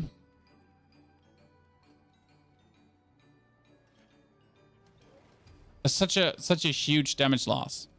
It's essentially not worth it to play it on a one-handed weapon anymore because it's only 100% bonus damage. Right? Like, so I feel a slight nerf. Like you could have put it from 100%, 120%. So realistic, 120% to 100 or 90 maybe. Right? But down to 50 is just a joke. I mean, even if you did it to 80%, right? That would still make it somewhat. Not to mention the Wither nerf, yes. And on top of that, the Wither got capped. Again, no reason why Wither get capped. So listen, chat. Because Wither was too strong. So this one here. Legendary node, right? With your shadow damage over time effects have a 5% chance to deal 50x bonus damage each time they deal damage. This chance is increased by 1% and bonus damage is increased by 4% for each 60 intelligence you have up to 1,200 intelligence. Why? Why would you cap this ever? Why would you cap this ever? When if someone wants to go for a gear of 3,000 int, then he should reap the benefits from this because getting a gear with 3,000 int is hard. Overflow, good to see you there, and welcome back, brother. I definitely have to activate that again so you're not missing out. And that's like kind of, I mean, the shadow builds get like twice shanked right now without getting anything back. What I am what I am interested to really try out is we get Creeping Death now. You deal 20% increased damage over time to enemies for each different crowd control effect they're afflicted by, right? Unstoppable enemies and staggered bosses take 40x increased damage over time from you, which is kind of cool, right? Chan? That is kind of cool, technically. The problem is, why would you play damage over time when they just took 140% of your damage away, right? So they took 140% of your damage away, but they gave you another 40% if the boss is staggered? Oh, hold on. Wait a minute. That's useless.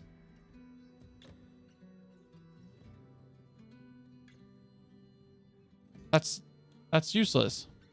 There's one thing we could think about doing, Chad. There's actually one interesting thing you could be doing. So you see this node here, the Shadow Blight node, right?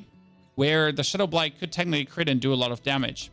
I mean, technically, you could think about with your minions as a consistent Shadow Blight delivery to actually play the Shadow Blight aspect, so the aspect of decay, where your Shadow Blight would actually do another 225% multiplicative bonus damage. So you would have your Shadow Blight do a lot of damage, and your Shadow Blight actually can crit now. And instead of leaning into your minions, right, you would have your minions just, or not even your minions, you could consider just having your Skeletal Warriors exist to continuously deliver Shadow Blight to your opponents. Would that be any good though, right? Could consider like Skeletal Warriors as defenders and then have them just have the Shadow Aura, and the Shadow Aura is just there to essentially deliver unlimited Shadow Blight key passives overloads, but that's also shit. That's also shit. Yeah, capping in. So this is where it just feels bad. So you have the Paragon board where they're capping your damage, correct? And then if I would go now over to the Barbarian and I would check their things, like there's nothing that's actually capped, right? And not only is there nothing that's capped, the Barbarian can again have like, you know, has just an infinite HP multiplier. It just seems weird that why nerf this when this is not a problem in the grand scheme of things. So Creeping Death was interesting, but sadly, like you can't really do anything with it. So you get something, but you're not going to play that. The aspect of Bursting Bones does a lot of damage now. I tried this out. So when a segment of Bone Prison now expires, it deals damage. And that damage is actually bigger than ever. So it's a 4K instead of a 300 that it used to be. And that actually kind of crits up quite nicely, but not enough to be worth it. You had Inevitable Fate, which is like, again, another damage over time, okay? So when an enemy falls below 35% life while afflicted with any of your damage over time effects, an explosion occurs every 7 seconds, dealing damage for each element they're afflicted by. That's literally useless for Necro because we only do Shadow. We have Great Feast, and I'm not sure how to use this in other builds than minions. There's the Imprisoned Spirit, which is insane. When Bone Spirit explodes inside a Bone Prison, it explodes an additional time, dealing 70% of normal damage. Bone Spirit now prioritizes enemy inside a Bone Prison. Yeah, that's crazy.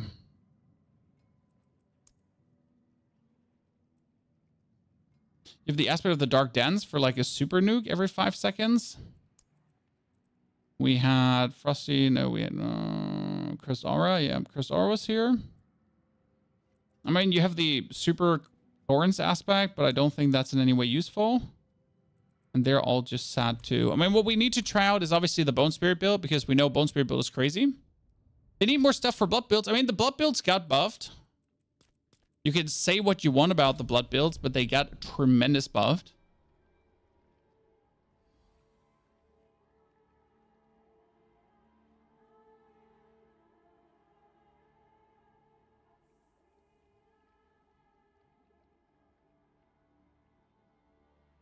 Oh no, did it break? Did I break it, Chad? Did I break it?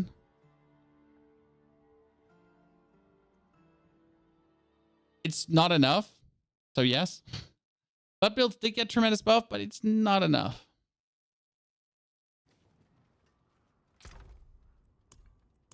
So we got Ring of Starless Skies. That one. We had the Bone Spirit boots. Let's actually, like, we're gonna...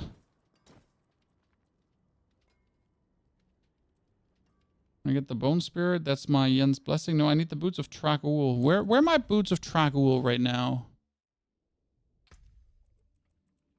Blood builds are getting buffs, yes, but it's not enough. So I tried out the blood builds, but it's not enough.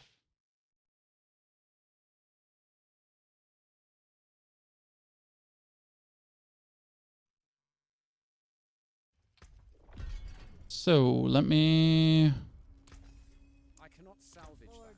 Let's go for... So the build would look following currently. 1, 2, 3. 1, 1, 2, 3. 1, 2, 3. We need to play Bone Prison with this now.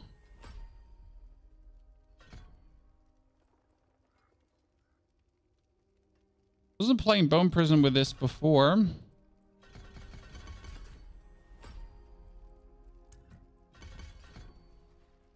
Oh,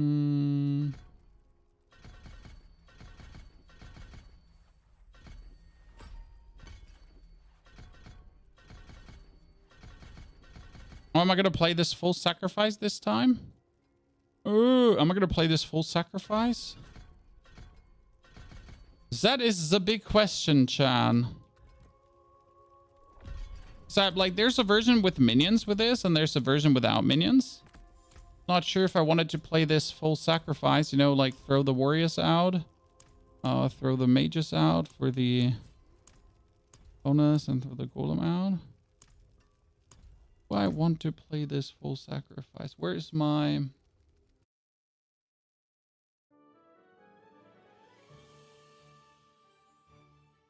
Where is my...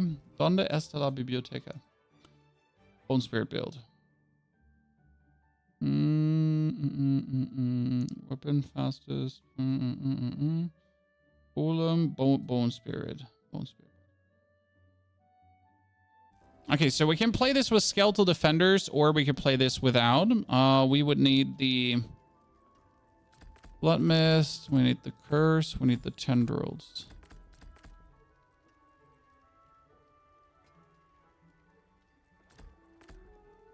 If I play the Curse boots, I could put the Curse out for another skill, but that's useless because I don't have another skill that I need.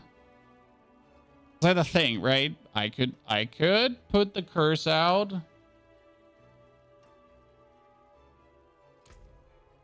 So for step number 1, we need the boots, but where are the boots? Where are the boots?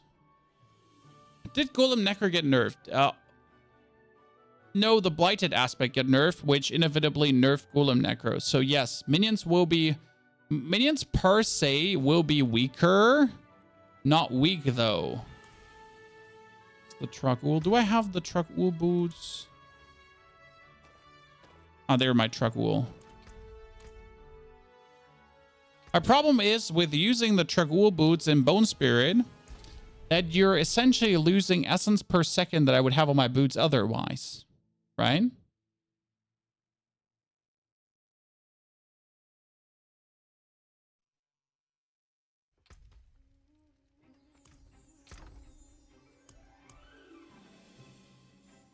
This is cool because what does it do? Bone Prison now traps a larger area, fires bone splinters at enemies trapped within, and increase your maximum essence by 2 for 10 seconds each time these bone splinters hits an enemy. And right now with my stupid gear and with my Paragon board, we should be able to get a nice amount of essence plus. Let me move to the Rivachan. We had the Banished Lord's Talisman. Ormond.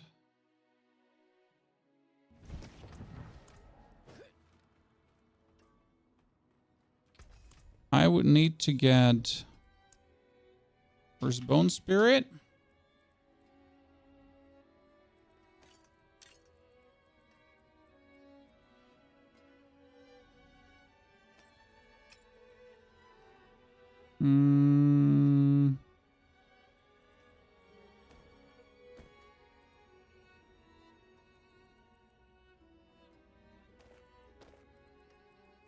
Force Guilds.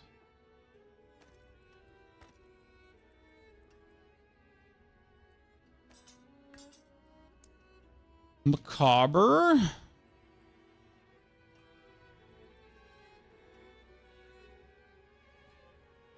Yep, that was you.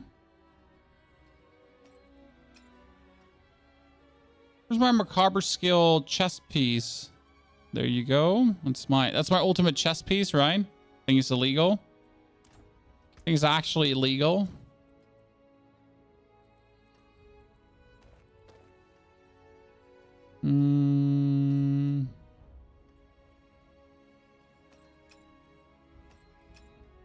Macabre skills restore essence. That's that. That's that.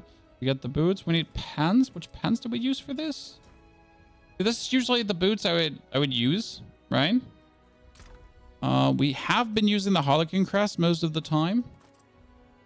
Not sure if I'm going to use the Harlequin crest now. Well, I'm just going to have to think about it. What pens did I use? No pens, gang. Oh, Blood Moon breeches. Drunk. Ja, bitte. Kommst du bitte rein?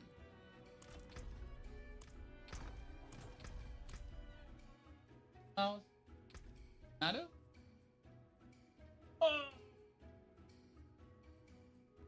Das ist mein Männchen.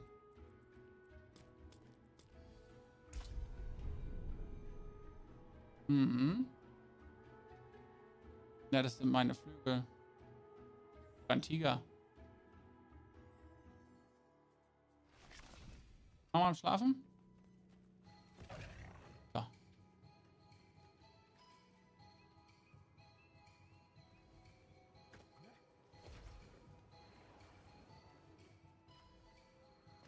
Das ist mein Schneetiger. Ja. Greetings.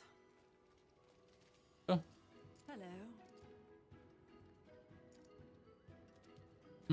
Da war jemand anders. Das war nicht mein Hündchen, siehst du? War dem da.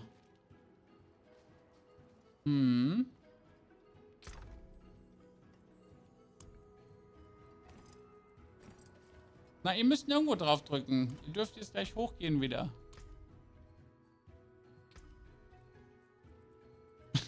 Ja, und Papa muss arbeiten. Habt ihr ein Zimmer oben voller Spielzeug?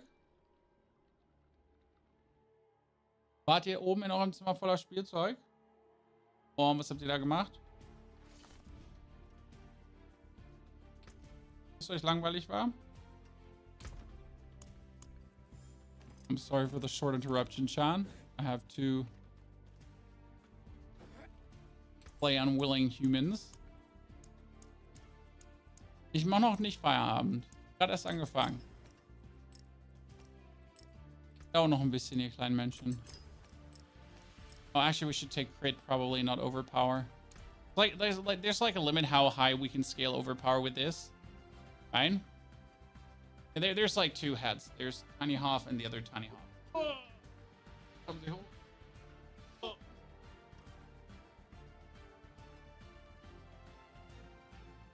Irgendwo drauf.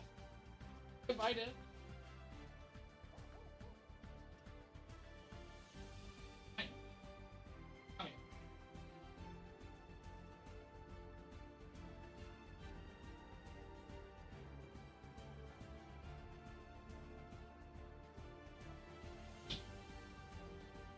It's not like we just came back from vacation today and they're like, we're bored already. Dad, help us. We're dying here. Tiny humans, listen. There's a time and place. And this ain't it. Okay, I wanted to use the... where's my Banished Lords? Exactly. Family first, I mean, it has been 7 days of vacation, sir. They're gonna be having to add, like, you know, entertain themselves for a bit. It's just that mom is a bit ill and upstairs now, slowly decaying on the sofa. Okay, like we're sitting at So two things you can do. You can either get a lot of essence whenever you summon Bone Prison, right? Or we could work with sacrifice bonuses. What would our sacrifice bonus look right now? Let's sacrifice. Or where would we be sitting at? Anything. My wife must have the looks. Yes, my wife does have the looks. And yes, the children do not look like me. Or not a lot. So we are having... With the right sacrifices, we're getting 30 if we wanted to. Up to 151 if I want to like work with this sacrifice, because it's like a bunch of essence plus, right? And we could alternatively get the overpower super boost, and the warriors are going to give me a lot of crit bonus. So we are essentially getting already 92.3% crit chance, guys. 92.3% crit chance is kind of nice, correct?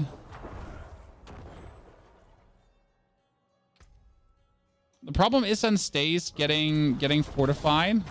See, if I use Tragul, you notice my essence go up. That's nice, correct? And now I do it again, right?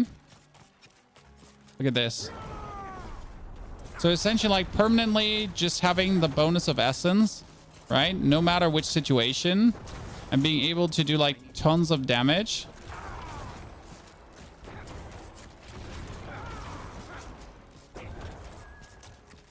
And that's like in a boss fight, this is permanent. Okay.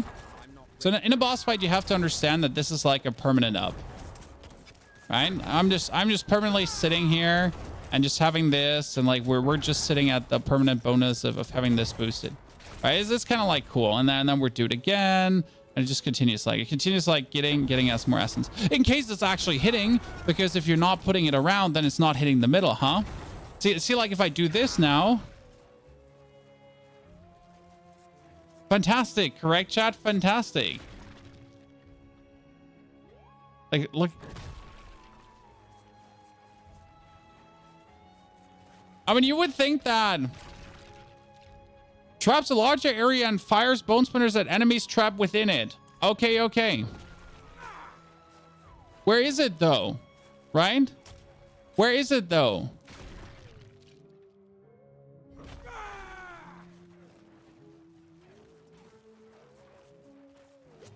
Maybe I'm missing something. Oh, you can improve your essence easily, obviously, with the aspect there, but you only have that many aspects, Raisin.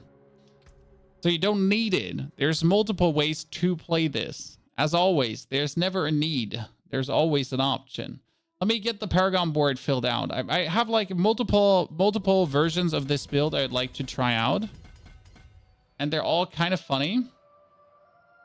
I'm not sure how many of them actually work, you know? The way I want them to work. That's the more interesting question.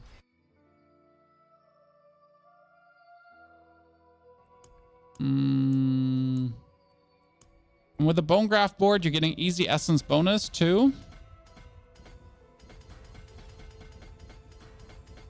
That would be the essence glyph. Just get this up. Again, get as much life as you can, right? Out of everything. Because more life is more better.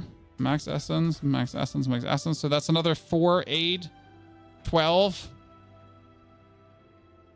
28. And not only that, right? We're going to go up here. And you're like another bone critical chance plus the bone graft, which is another 16 essence. So like this, you're doing that. You curse. And we're sitting at a comfortable... Right? And suddenly you're sitting at tons of essence. Now we could still be getting more. This is not it. This is not the limit. The goal would essentially be getting 275, because if you're at 275, what happens? With 275 essence, you're essentially getting every single bone spirit to be an overpower, right? So that is the ultimate goal. Xanius, great to see you there, Xanius. How are you doing? Pleasure. My main problem is not getting any kind of fortify currently because I haven't put any effort in to get fortify. Whew. So, thank you for the 48 months. Thank you for the 4 years, Xanius. Ladies and gentlemen, 4. Blood Baguette's board. The worst board to ever go in, but a very funny way to get into the board, at least.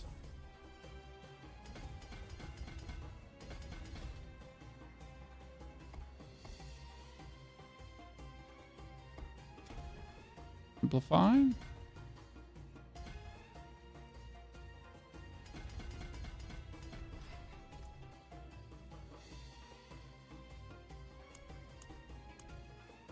End of death.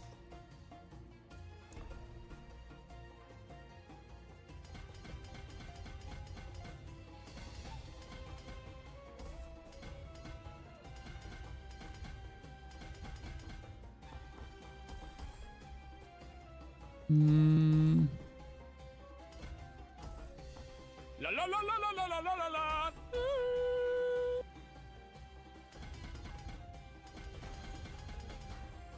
Okay.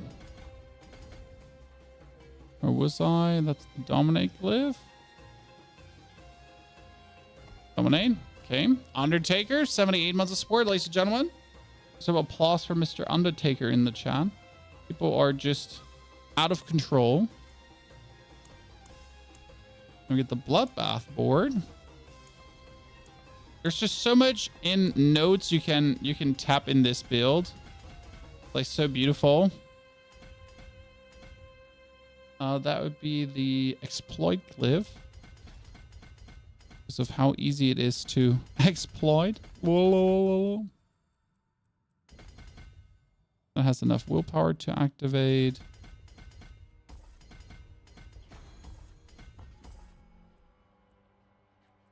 Mm-hmm.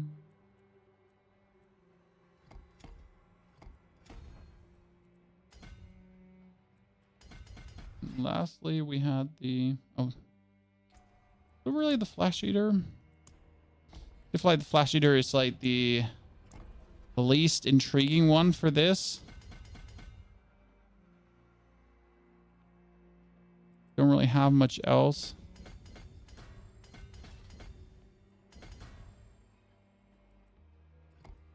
Corporal.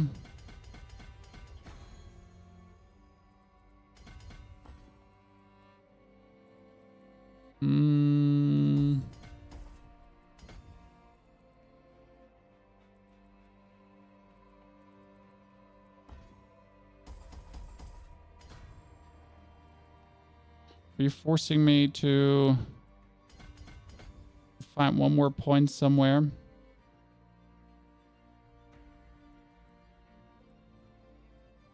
Are you forcing me to just take this point out?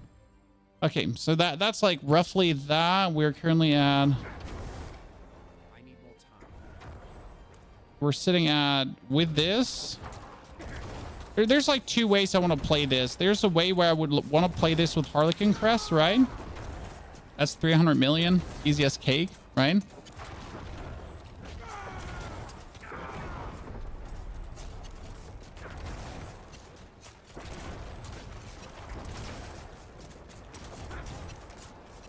Yeah, but it's not like the max you're looking for. That's 500 million.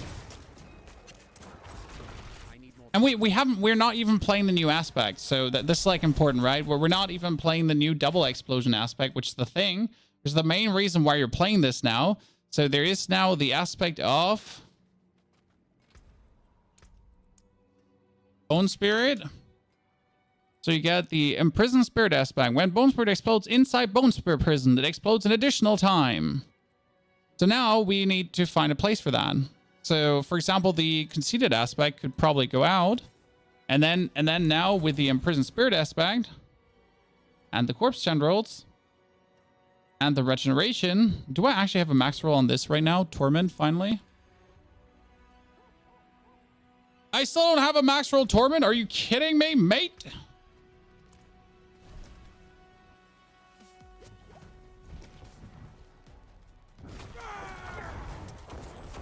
See, like how the bone spirit explodes twice. So that means if I do a very high million hit, right? So like there was a 350 million. Then the next one is going to be equivalently high. See? Right? 70% weaker. Well, who cares? Right? And if you like, this is a low baller version because my offhand doesn't have max resource. I do actually have a max resource offhand, I think. That's like my biggest problem. I've never had a max resource offhand that I could use for this.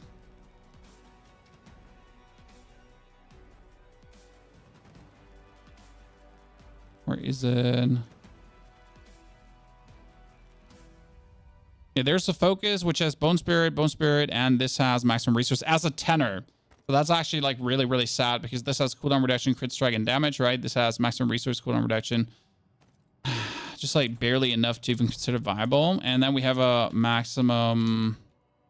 I mean, there's a new helmet for this that actually is better than the... So there's a maximum resource, but it only has like... So like it has only 5 maximum resource. Yikes. Yeah, it's a bit sad. It's a bit sad. I mean, like this, I got more, so we're slowly getting there.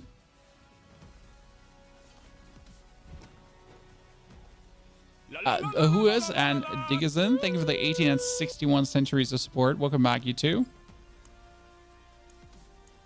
Now, this is the build that would be considering I would only have 1,500 overpower damage, right? Because currently we are essentially giving ourselves more resource regeneration and more essence, which actually puts our resource regen really high up. So this put our resource regen, this is not the actual value. Like let's see how high it actually puts this up. So we would get the ruby. Give me a second. Royal ruby. There it goes. Back for a sec for Jiffy. So that puts our resource regen currently firmly into the 26. And if I start actually critting, right, we're sitting at like quite some decent values. So I'm regenerating to this, like this is my maximum essence, right? And I'm getting like 61.35 essence per second. It's kind of nice. But in order to get now the 275 essence, I would essentially have to drink a maximum resource potion. So like if I wanted to get this easy, that I always have 275 essence, I would have to go here and I would probably have to craft myself the max resource potion. Because simply like, again, my helmet and so on, they just don't make it easy for you. But hey, you do have this, like you have the elixir of resourcefulness, right? Which gives like 25 resource. So that's like probably the easiest elixir to drink because it just boosts you up, right? Boom. And we're suddenly at 214. Now, what we could do is you could also play, instead of the aspect here that your sacrifice bonuses are increased. So instead of increasing our sacrifice bonuses, you could also consider to play minions, which I don't actually like, because if you're playing minions, it's a little bit of a double-edged sword, as you're having to make sure that your minions stay alive. What you could do is, though, you could play the aspect of the umbral. So we could take... We have here sacrifice bonuses, so we could take the aspect of the umbral. Restore... not umbral. Minions. The aspect of Requiem. And you could essentially, instead of playing, hiring the sacrifice bonus here, because now it's 20 essence, right? And we would hire this 20 essence by 60%. So it'd have the plus 20 essence, and it would go higher by 60% by 1.6, and it would get increased by another 1.5. So you would essentially wait with 20 times 1.6 and 20 times 1.5. So you would make 20 into 48. So you get 28 bonus essence. But instead, you could also consider playing just your skeletons, right? And if we would play the skeletons, you would have another 4 essence per warrior plus. So you could essentially make your defenders also just be undying, and you would get 7 essence per defender, right? You could still also just keep the sacrifices up, and you could use the aspect of the umbral then for a simple, like, look at this, bone prism. So I'm at 198, correct? Boom. And then I'm at 268 because every bone prison here counts as a minion. So I could technically still keep the guys sacrificed, right? I could still keep the guys sacrificed because it's kind of like useful. And then as soon as I do this, boom. Cool, right? Don't have to play minions, and I'm at 300.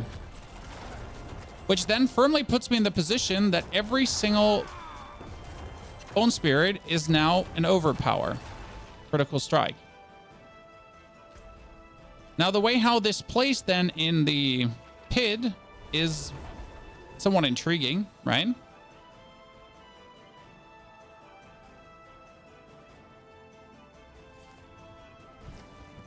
It goes good to see there. I mean, this is essentially our standard Bone Spirit build, only that it got boosted now. Oh, I need to clear tier 100 dungeon first. Let me clear tier 100 so we actually get a... or something around it, tier 100, so we get a sigil. Oh, wow. Requires world tier 4. Oops. We're hovering around a world tier 2.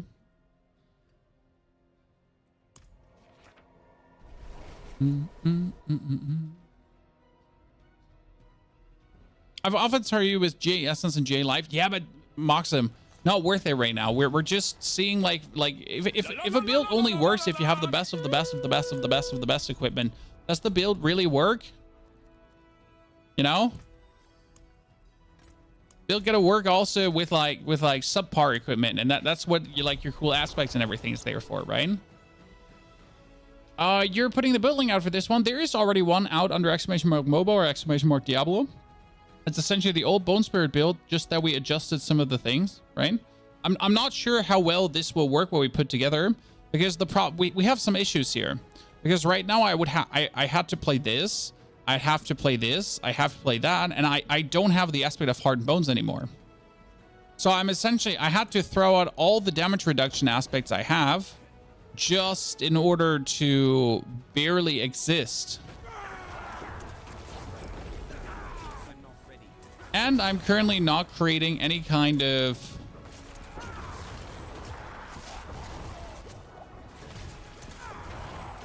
I'm not ready yet.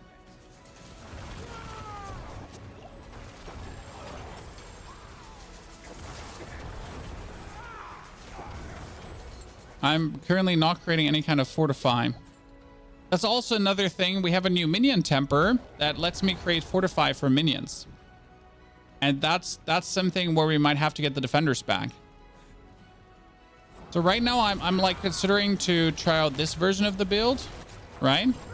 But technically there's a better version that's actually like running the defenders with a new temper. And the new temper says the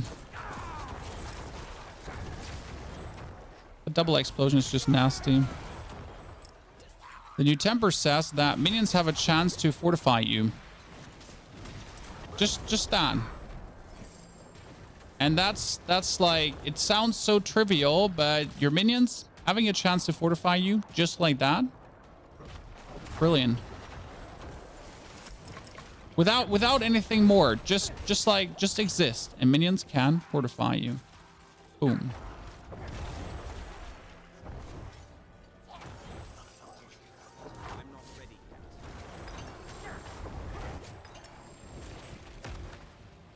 This is stupid levels of strong at this point. Where is... Deposit the Animus in the Animus urn. Where is the Animus urn? Oh, in the middle. I forgot. Animus urn in the middle. Boom! Double explosion. Next bone storm. Oops, got killed. Check not missing any more Crown of Lucianus yet. Well, do you have a Crown of Lucian just lying around?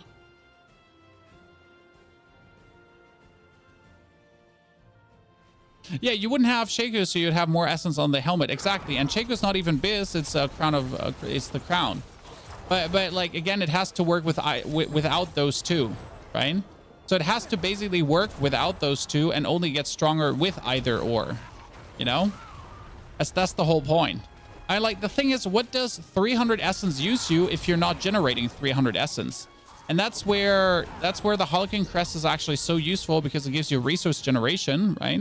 I have essentially tons of resource generations with the build still. And that's really that matters. Because if you don't have tons of resource generation, then you have 300 essence, but you're actually never getting 300 essence back.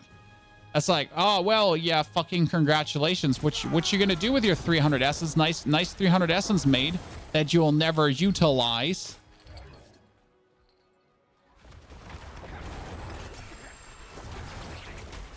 Right? Like a lot of people always forget that part where you gotta, you know, where you gotta also be able to actually use it. Where it's kind of useless. Boop, boop, boink. I need to get into a pit 101 just to see how much stronger this is now.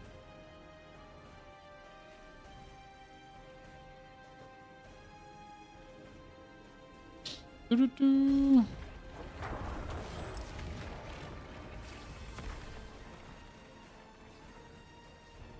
Boop, boop, boop. And by the way, this is just a smidgen of the damage right now, correct? Why? Because we are missing, in fact, fortifying, right? I have not a single point of fortifying. So we're dealing 300 million damage, and we're missing essentially like our whole fortify damage multiplier at this point. Right? Completely. No fortify.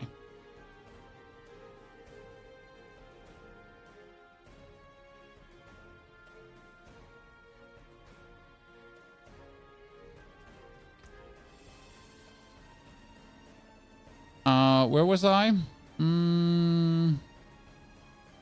Yeah, we can do the pit now. What was my source of fortify before? Oh yeah, I was using necrotic carapace as a source of fortify. I currently don't have the points for necrotic carapace, as it seems.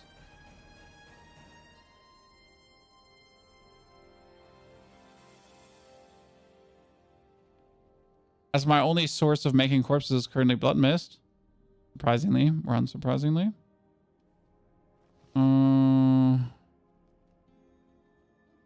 Harsh to get like the bonus points for that. Like right now I have nothing to yoink out.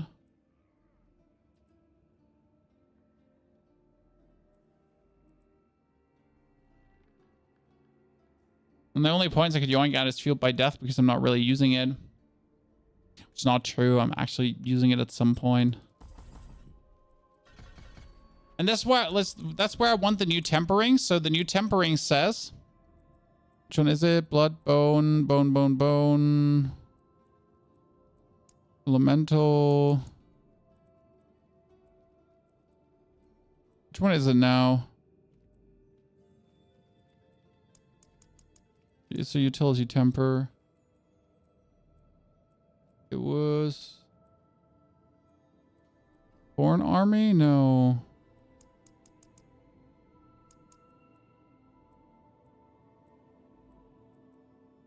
What was it called? Oh, defensive, right? Necromancer wall. Yeah, here. Chance for minion attacks to fortify you for 3% max life. See, and if you have this one on an item, like on my chest piece, for example, my minions now have a chance to fortify me, right? 40% chance to fortify. That's crazy. Because like that, you would always be fortified if we would play the Skeletal Defenders. We're crap for minions now. They're crap. No, minions can clear 101 still, but they're not in... Like, minions are still long. They're just simply not insane anymore. But still good, just not insane.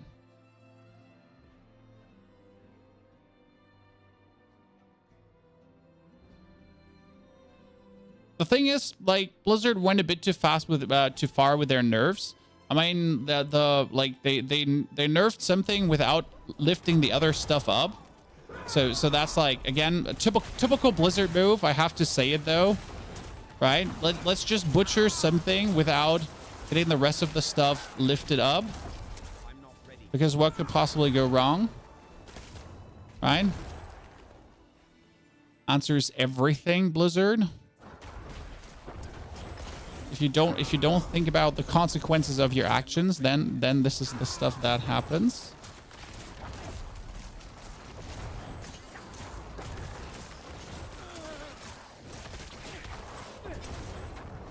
I like that double explosion. Not that it's actually needed for anything, right? Because everything usually dies in one explosion already. So that double explosion is really like just good for boss clearing. I mean, probably if you face minions that survive longer, right? But this is like how the gameplay loop, by the way, is. You go in, you curse, prison, spirit. Then you prison, spirit, curse, pull together, bone storm, prison, kill, prison, curse, kill, prison, storm, oh, mist, pull together.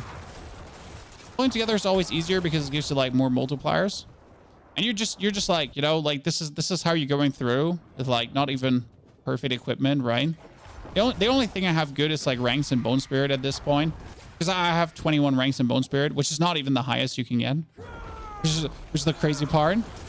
So this would be the version without minions. Again, there's multiple versions of this build, and I'm currently like trying to feel my way in which one I like the most, like if I want to play minions again or not. I like the boots of Trag'Oul. They're insane. Like the amount of essence they essentially give you before you engage something is just stupid, right?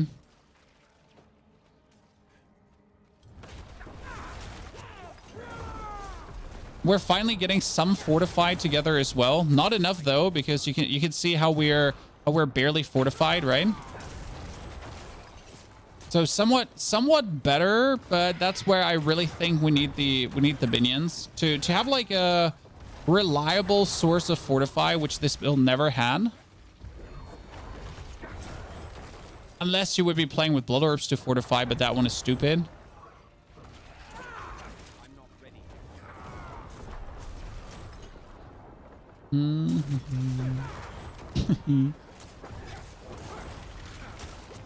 Dude, this is like realistic equipment, in my opinion, that everyone would be able to achieve. I wish there was a way for me to guarantee a corpse on Bone Prison use. You know, that like that casting Bone Prison makes a corpse. You can technically do it when you play the Blighted aspect. That's a technically, because it doesn't 100% work like that.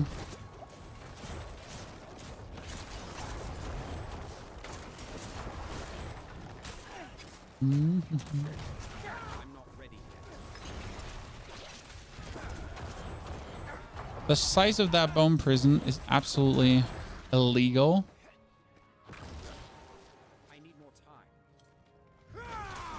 Typical Diablo 3 playstyle. Honestly, the playstyle is really fun. It's a bit slower paced because, well, I mean, what means slower paced? It's a bit methodical, because instead of like consistently spamming something, you're essentially setting up for the big blow, which I kind of like, right? You're going in, you do the Bone Prison, you pull everything together. So you really like step by step, you set up the big boom, but you're not necessarily slower, because despite setting up the big boom, right? Your big boom, at least with one hit, clears everything. Okay, we still have to kill all the minions, I think. Wow, he one hits me. That's cool to know. Is there a good Bone Spear build? The problem with Bone Spear is the amount of spam you have to deal to basically do the basics, right?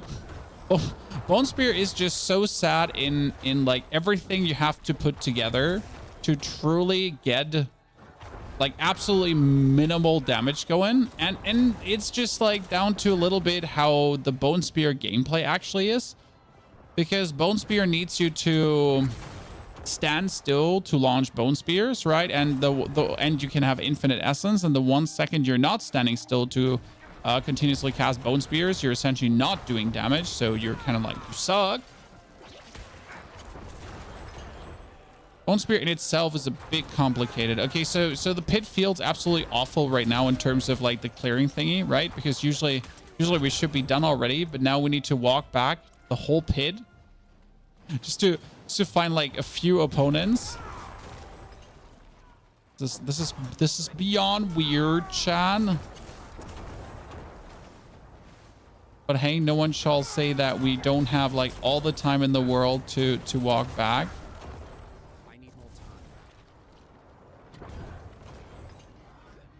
time. I'm still not fully fortified. I mean, this is like the amount of fortify I have is like the minimal amount of fortify I could essentially have. I'm not ready yet.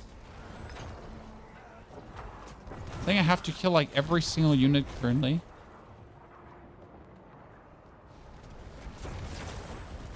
That's how it at least seems. Also, the dude stuck in the wall. And that guy. Where's some more? Don't want to miss. I mean, last time it magically got me then to the boss. And then I had to die to the boss one time. Right? So we magically made it to the boss. And then we had to die one time at the boss to essentially fight the boss. To get the boss like to have the real amount of HP. I finally understand where people's frustration with the PDR is from. I thought people are a bit salty, just like, but I can see the frustration, right? Okay, so kill me. Like, let's see if he's balanced. No, he has too much HP. So kill me, please.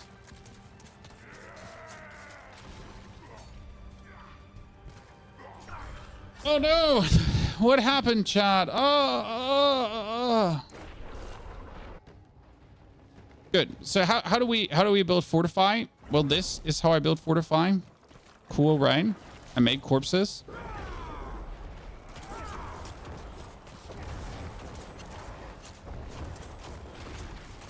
I'm trying to make corpses to deal more damage.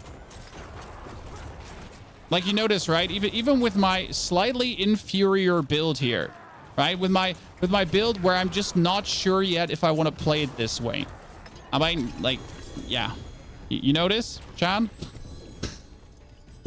you notice something interesting? Or it's just like this, the weird build from the random neighborhood.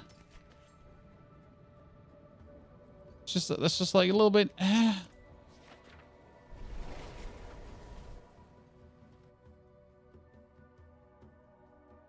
That's why they're pushing Bone Spirit. Are they going to update old uniques? They already did. They should have already done it. So yes, they're updating a lot of uniques. I don't know if T-Balls get updated already. Let me check. Not every unique get updated on the PDR. Important. Yeah, they didn't update. So not all the changes are on the PDR yet, especially when it comes down to the rework of uniques. So what we're missing right now, okay, we're playing Harlequin Crest, guys, correct? And you notice how interesting Harlequin Crest is. But what we're actually missing is something called, and that one is loading so low currently. They're like all the builder websites are loading quite low right now. Necromancer, and we'll be looking at the Andariel's Visage. No. Looking at the, not the Harlequin Crest, Godslayer, Deathless, Crown of Lucian. So the Crown of Lucian gain 75% resource cost reduction. Each time you spend primary resource on a skill, you gain 25% increased damage, but 25% increased resource cost for 4 seconds, stacking up to 5 times. That means whenever we cast a Bone Spirit, which uses all our resource, we are getting 25% bonus damage. And we can do this, well, every 2 seconds. So 125% bonus damage, right? We get ranks to core skill, which is Bone Spirit. We get maximum life, which is maximum life. And we get maximum resource, which, hello? So the Crown of Lucian, it like, yeah. It does everything for this build. And it's like an absolute no-brainer choice, especially 75% resource cost reduction. Hello? Hello?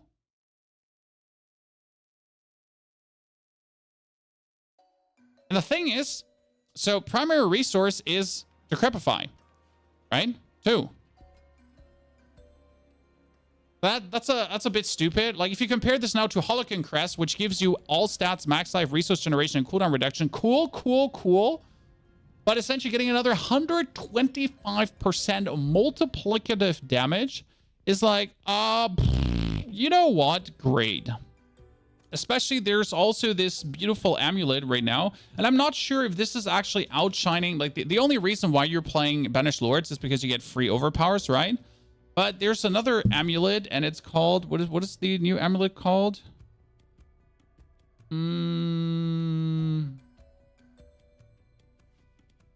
Lockrance, yeah, here. Gain 0.5% critical strike chance per point of primary resource you have, up to 50% each point of primary resource above 100 grants 1% critical strike damage instead. So, like, I mean, we have like 300% primary resource, right? So you could also just get tons of critical strike, you know? So yeah, it's weird. And that gives maximum resource too. I mean, that one is good for a different build. That one is probably like this one is good for the blood build. I think this should actually be really good for the blood build. I think. Chat, this one should be good for the blood build. Very good. Because I can easily get above 100% crit damage, critical strike chance. But yeah, we'll have to see.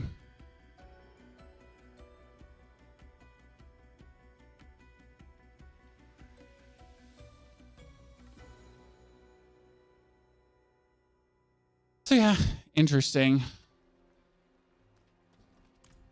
It's like stupid. So yeah, the Crown of Lucian might be just really needed. But there's another way to essentially play this build, as we just said. So this was like the maximum essence with this. But we could also now empower our overpower damage. So instead of like empowering our resource, we could also empower our overpower damage. And then we could like play Skeletal Defenders, for example. We don't actually have to play Skeletal Defenders. We could also get the Skeletal Mages in. But I feel like the Skeletal Mages would be a bit double-double. The problem is if I do this, I can't play the Harlequin Crest anymore. I would actually have to finally play a maximum resource helmet. So I would have to play something like this. And do I have another defensive tempering on this one? Necromancer wall. Oh yeah, sure. I have one more. What could possibly go wrong? Give me the... No, God. I needed the fortify. I needed the fortify. Do I have a maximum resource helmet? Give me maximum resource. Do I have a maximum resource helmet? Yeah, I have like one of these shitters. Okay. Come on, give me the Necromancer. I need to see how good that tempering is. Okay, come on, baby. No, not damage reduction. Come on, give me what I'm looking for. No, I don't want a Crowded Carapace. Listen. Chance for minions to grant me fortify. Thank you, but not the lowest chance. God. Why you hate me? Curse duration. Yes, that's what exactly I was looking for.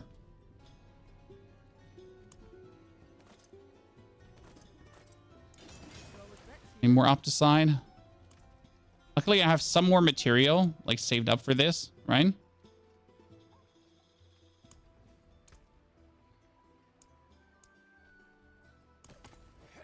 It's Bone Spirit Mania. The fun part is, like, it's Bone Spirit Mania, and there's multiple ways to play this, which it should always be, like, right? There should always be multiple ways. Wow, this was the worst thing you could have gotten. Let me try to re-roll. It's like, luckily, this is my test account, right? I have 4,000. So, Chad, how much Angel Breath do you think it's going to take me to re-roll this intelligence into cooldown reduction? Well, that was actually pretty simple. Like, this is kind of like uncool now. So I was trying to make a case of how hard it is to actually get cooldown reduction. Shit. Delete the VOD. Delete the VOD.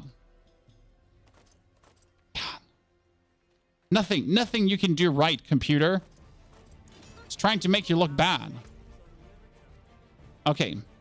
Now let's see how much essence we're at. Okay. You get tanned? I get tanned.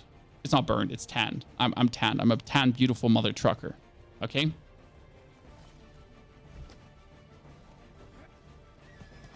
So now with the minions, I only have 4 of them because I'm not currently running the +2. I don't have an aspect slot, right? We could run the aspect slot on the helmet, right? Gotta think about this. So you would do 1, 2, 3. Oh, actually, we need to get the minions in over the crap. So now with the minions, right, you would essentially end up at 211. I need to make a corpse. Could you please make a corpse? Could you please make a corpse? So ta-da! We're at 218 essence with the potion, right? And if I now do this, we're instantly at, and that's without, like, if I cast a bone spirit, right? So we're instantly at, without like, we're almost at 400 essence, right? And look at me, I'm completely fortified now, right? Every bone spirit, like, but look at my resource cost. And this is why I don't like what we did here right now, because I might be able now to have the 300 plus essence, correct? But I can't actually use it even, because guess what, Chan?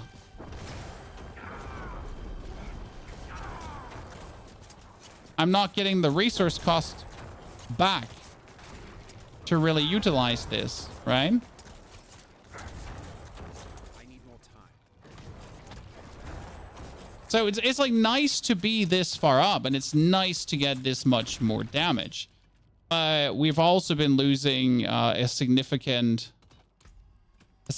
portion of, like, actually casting with maximum resource. And that's where, like, sure, we get our overpower damage now up to 2000, right? That's cool. We multiplied it up nicely. But I was better off with having the essence regeneration here, because now if I do this again, right, it goes like vastly faster up, so that we could basically consider. But I'm essentially having to cast slower because, well, we're not there. And by the way, yes, we're missing 100% damage multiplier right now because I'm not cursing. I'm currently not cursing.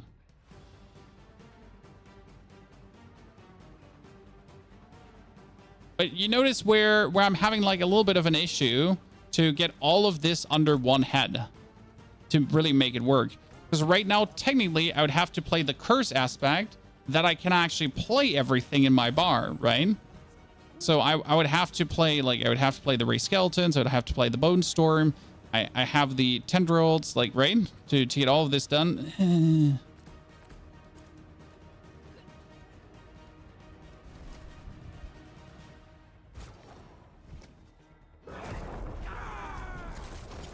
Still just so low. Now it's working, though, that we get the fortify.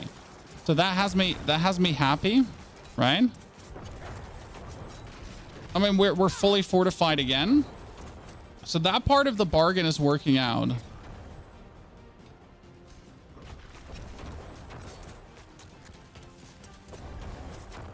You would wonder if the 5% with 4 minions is enough to actually curse someone, right? Now he's not cursed. Right? And it says your minions have 5% chance to curse enemies. But is he ever cursed? I think he's currently cursed. He's not cursed?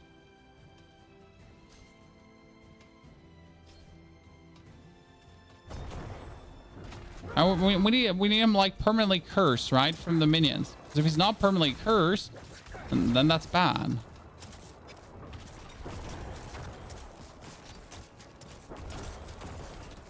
I'm getting your cool multiplier. You could use the Ray Skeleton Ring. The Ray Skeleton Ring is useless? I mean, like, it only works when you actually put it on. Yeah, we're feeling like you're doing so much less damage because you're essentially, like, waiting for things to happen, right? So much has to be 100% right now. Yeah, especially if we use this helmet now for maximum resource and everything, right? And the chance for minions to fortify. So the chance for minions to fortify is legendary. But I would not play this on my helmet. Like, right now, the only way how this feels good for me is really with the Harlequin crest. Because, like, look at my essence go up. So again, like, we're making the bone prison, right? doing this, and my essence just goes up like so fast. Like that I can at least basically say I'm using the essence. But again, we're back to the problem where I don't have like the fortify go up in any capacity, right? So that's like really sad. I mean, the only good thing is that our minions don't die, but I also feel like if we don't have the curse boots, then everything like where am I going to put the curse, right? I can't put it on my chest. I can't put it on my pants. I can't put it on my boots because you can't need the boots, right? So we're not having like a single space. Not having a single space where I can essentially put the curse, and then we have no space to put the minions, and then I have to sacrifice the minions again, because if I sacrifice the minions, we're also going up to 80% critical strike chance, which is great. And that just feels more natural again. Such a it's such an interesting weird spot where minions are like kind of good, but minions at the same time, like, you know, this is like enough for minions to give us enough essence. Again, I'm getting my 275 essence essentially, like by using this, right? I have 275 essence in a boss fight continuously, and that's all you ever wanted, right? So you can essentially go full. Bloodmoon breaches are broken. No, Bloodmoon breaches are working. Why do you think they're broken? I do believe that the interaction with Bloodmoon breaches and the curse is not completely there. So you like you have the auto curse from the boots, and I feel like that one is not like really there. What I need is the mortar crew. But where do I get the mortar crew from? It's a dagger, so I can like keep gambling for daggers, huh?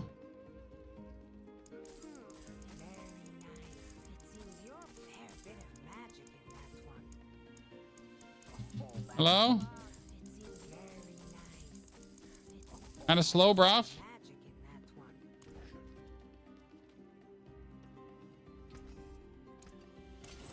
If you use shield, couldn't you put a curse? If I use shield, you would lose crit chance, you would lose bone spirit explosion size, you would lose cooldown reduction, maximum resource, and maximum life. You know? So yes, technically you could use a shield. Practically that is not even remotely an option. How would bone spirit feel eternal horde wise?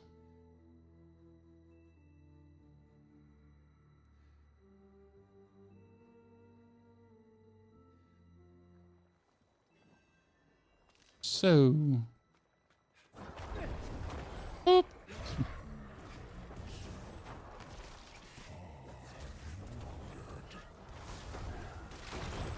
Like, I feel for this kind of content, it feels bad because you have to like consistently set this up, right?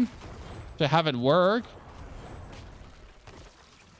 I mean, it's fun though to consistently like just stand in your bone prison. Finally, Necro has a defensive skill, Chad. Finally, we have a defensive skill by just sitting inside our actual defensive skill, huh?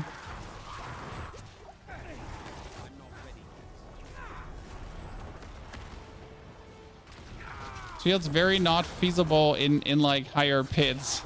Very not feasible in higher infernal hordes. It's funny though. Fine. Can't kill me because I am unkillable. What you gonna do? You're gonna try to walk into my bone prison, huh? You can't, nerds.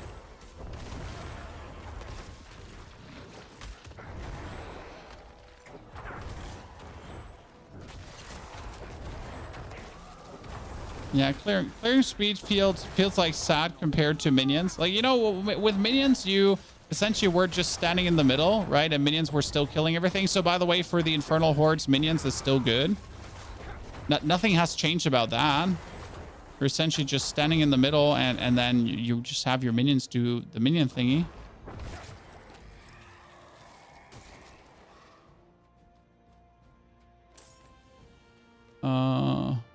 Here. Hellborn are hunting you. Cool. Yeah, like you just do this and then you're safe and then you pull everything in the middle and then you kill everything again. Isn't that useful? Oh, and whenever you cast a Bone Spirit inside of this, right, it hits twice. Like here, you see him? Boom. Oh, well, I mean, you didn't see him because he just got vanished. Boom. And after all of this, by the way, how much fortify do we have? None, because we didn't actually make corpses. So you kind of notice how we're in this conundrum of my only source of fortify is essentially doing Blood Mist, because Blood Mist makes 3 corpses and gives me tons of fortify. But as soon as I would take a single big hit from something, I would essentially lose all my fortify, and that would kind of sting, because who wants to lose all their fortify? Right? So without minions, it's I wonder if you play the aspect of the bursting bones and your bone prison counts as minions. So your bone prison counts as minions, guys, right? And then you play the aspect of the bursting bones. So your bone prison explodes and does damage. If that explosion would actually count as your minions doing damage and therefore fortify you. Not that I have any space to actually put this in, right? Not that I have any space to put this in. Minions do tier 6 pretty fast. Yeah, I don't doubt that minions are still, like, for current content, just king.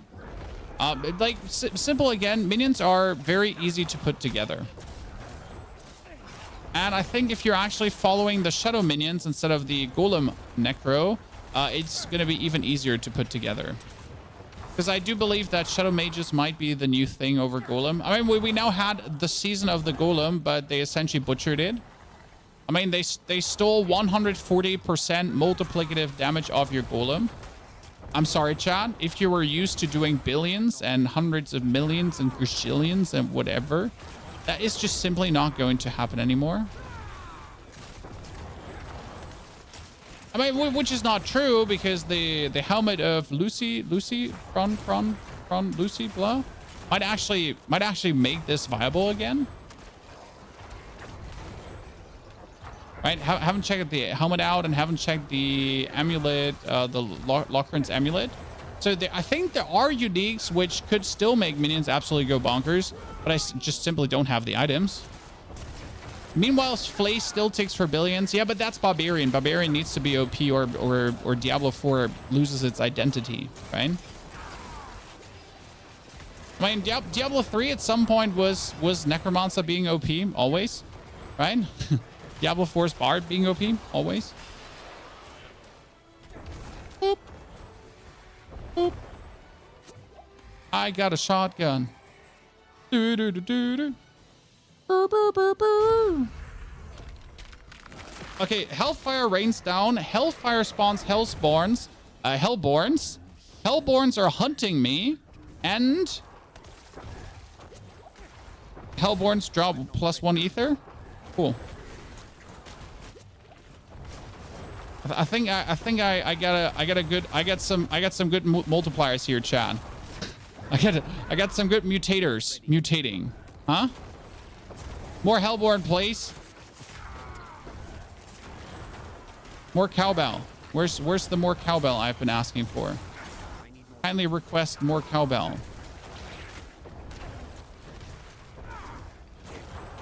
This is actually funny because we're like portioning off like parts of the map. So whenever we are ready to kill someone, we're like, okay, now we're ready to kill you guys. Wait in line, please. You're now ready to be killed.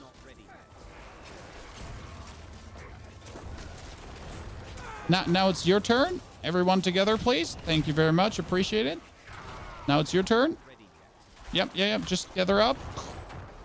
Cool. How about the next bunch of opponents?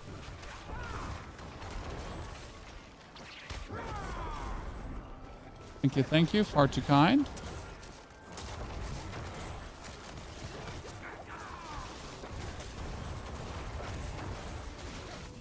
Working like a charm.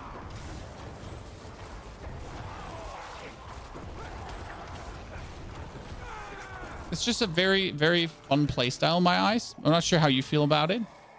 It's fun. It is very fun. I'm genuinely enjoying this. Oh, Hellborn. Do more damage and more ether. We got it, chat. We got the full Hellborn now.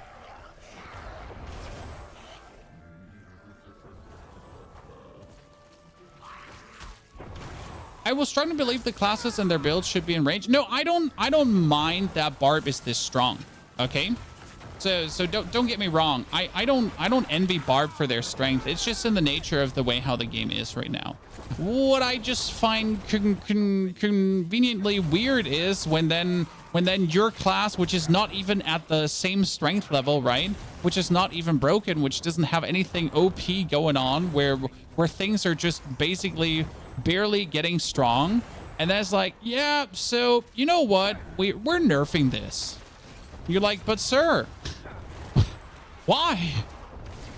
Well, you know, we just got this. We just got this cool shiny thing, and we just figured out how it works, and it's actually like, hello? So my problem is not Barb being strong as it is. My problem is just like, why are you making us weaker again? We're just closing the gap. Like, leave Barb as strong as it is, but let us get stronger too, please. I mean, that being said, like a fully fledged out Bone Spirit build can do up to 5 billion Bone Spirits, chat, which is interesting. And still, that's not crazy, right? So listen, chat. We might be able to do 5 billion Bone Spirits, but even that ain't crazy, right? It's just merely good.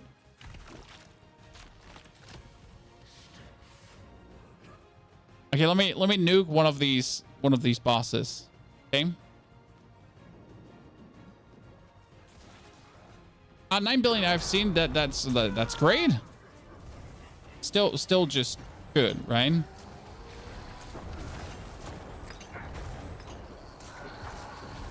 I say, like, I'm just barely scratching this, right? I'm doing like 200 million hits and so on, right? I'm just like, 1, 2, 3, chat. Yes, you saw right. I got 3 items out of this. Bangerang. Well, that's it, by the way.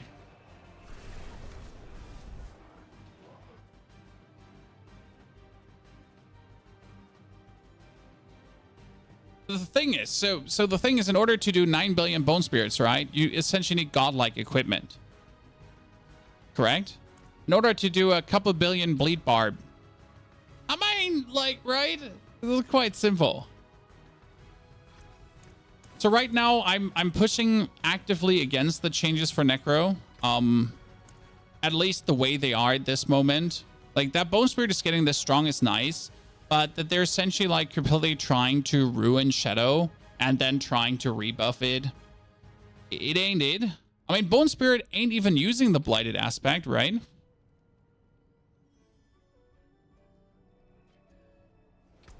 Yeah, Infernal Hordes is plain poop. I wanted to be excited about it, but right now, if they don't severely buff the loot, severely, right? If they don't make the compasses stack and so on, it will be a disaster. I mean, like, the good thing is we can finally gain this stuff from Hell Tides. So that's actually cool. Because you can go into a Hell Tide, correct? You can get your cinders, you can get your chests open, and like in one Hell Tide, I mean, like with a good build, you can get what? I go with my minion build into a Hell Tide, I get in 10 minions, I get like 500 cinders, right? If every chest drops a compass, I'll have compass beyond belief. So there's tons of things to fix about that endgame, yes. Oh, by the way, one thing about the Bone Spirit build that I haven't mentioned, it's really annoying to play in the overworld at points. Because sure, we have this very cool build that can nuke everything, right? But the issue with this very cool build that can nuke everything is it's very local nuking. right? If I'm essentially not bone spiriting, right? Like I'm not randomly killing things. So I literally have to walk up to everything. I have to deal with everything, and then like, you know, we're getting things killed. If you compare this to minions or even Bloodlands being played in the overworld, where you just stand in one spot and everything dies, you're kind of like, okay, I gotta walk around here, right, from minion to minion, and sometimes even use bone spirit like for one dude, right? Because I don't have any other damage, right? I just have bone spirit. That's it. What do you think about the compass upgrade mechanics? So I do believe the compass and the upgrading, I think it's okay, especially now that, like, that's what I was trying to get at. So the compass drops from Helltide chests now, correct? And in Helltide, in 10 minutes, you can easily have 500 cinders. 500 cinders is going to be like, if you want to, 5 chests open, if you open the small chests. So in an hour Helltide, I could farm so many compasses that I could essentially just do some higher tier content, right? That's fine-ish, I guess, because you're going to be essentially doing Helltides to level anyways, and then you're going to have a bunch of compasses anyways, and Abyssal Scrolls and so on. But again, like, if I put this effort in to get the Abyssal Scrolls and the compasses, the loot got to be better than the Hell Maiden. Because like, if I'm choosing to take all the effort to get the compasses and that kind of stuff, right? So if I choose to do all of this, but the loot is worse than killing a Hell Maiden in 2 minutes, why again would I bother? Right, Chad? So if the loot is worse than the Hell Maiden, why would I even bother farming the cinders to get the compasses to then go for it? Right? I mean, right now this is a compass, correct? I got it. Cool. So I essentially had to kill her one time. I got a compass. That's nice. Then we like keep killing her, right? We kill her again. We kill her again. We kill her again. And I have already. So this, I got one greater affix item and another like X legendaries, right? So every kill is going to net me around 6 to 7 legendaries plus a potential greater affix item. Where a run in the Infernal Hordes is, what was the run in the Infernal Hordes giving me? Yeah, good talk, right? So that's something where we're like, I mean, it's supposed to be an endgame grind, correct? So the Infernal Hordes is supposed to be an alternative to the pit endgame grind wise. It isn't right now, but that's what we have the PDR for. So please, chat, if you for the love of Diablo 4, right? If you want to see these changes, give feedback, and your feedback is not allowed to be game bad. Okay, chat, please. Your feedback is not allowed to be game bad. Fix now. I don't like me angry. Should be something along the lines with, oh, the rewards feel very bad in the current iteration of the Infernal Hordes, and I feel like I'm wasting my time. Please value my time. The scroll update of the compass seems clunky and dumb. I wish that the scrolls would either, like, how do I say this now? I feel like the compasses need to essentially drop everywhere. So as I said, Helltide chests giving you compass, as it does right now. The pit giving you compass, Nightmare Dungeons giving you compass. So essentially, like, you need to turn around and you need to touch someone's booty accidentally, and there needs to be a compass falling out. Like, in order to make the compasses not feel stupid, right? In Season 5, everything, like world bosses, like everything, right? You do a Legion event, every chest has a compass in it. Everything. Like, no matter what you do, compass. Because otherwise, you're going to be, like, it's going to be tedious. And tedious is not good. Like, the Infernal Hordes are supposed to be like a fun mechanic, right? To engage with. And if that ain't happening, then that's kind of like a stinker. Right?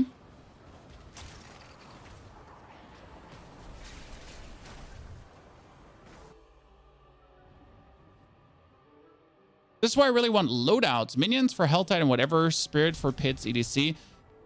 Yes. But loadouts are not coming anytime soon. They said it now multiple times again. And they have been essentially dodging that question. If loadouts are coming with the expansion, but not before the expansion. Why do we need a ticket to interact with stuff? Just let me click and play. I do agree. That's it. I do agree. Okay, so if I now disenchant this, I get an infernal scroll.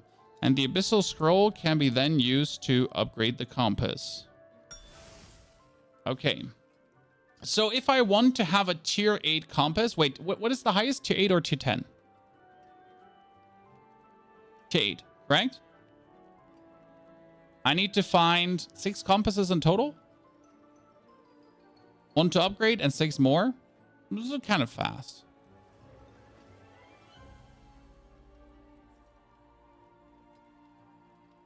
Back to making 2 Necros. Honestly, Necro has never been the farming char for the pit. Only because it can do it. Doesn't mean it's going to be faceted. Like, Necro will literally never be faceted, right? Necro stings at speed farming shit. Apart from the Blight build, and the Blight build got neutered. The Blight build got neutered?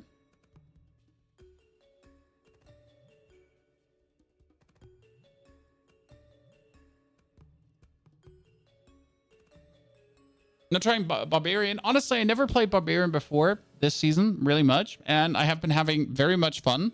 The reason I had so much fun with Barbarian is simply because it's just broken, and I don't mean to be mean, right?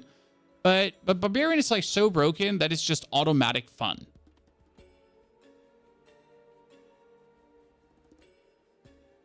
Right?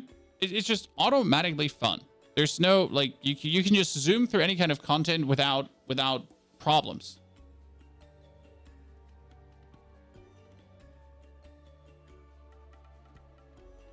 Good. Now, that being said, chat, this was our experimentation for today. We'll continue tomorrow, and there's a lot of Shadow of the Earth Tree on the horizon as well. We'll be experimenting with more builds. We'll be having more fun with the Necro. We're going to be trying to find the next thing to do. I need more uniques. So if any one of you actually finds any of the new uniques that he doesn't need or has double or triple, I humbly ask, like, I would take them.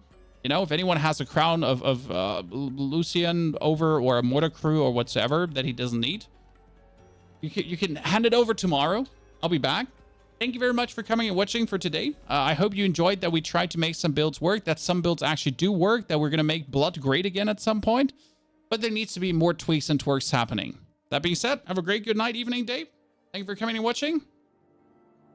And I'll see you all again tomorrow.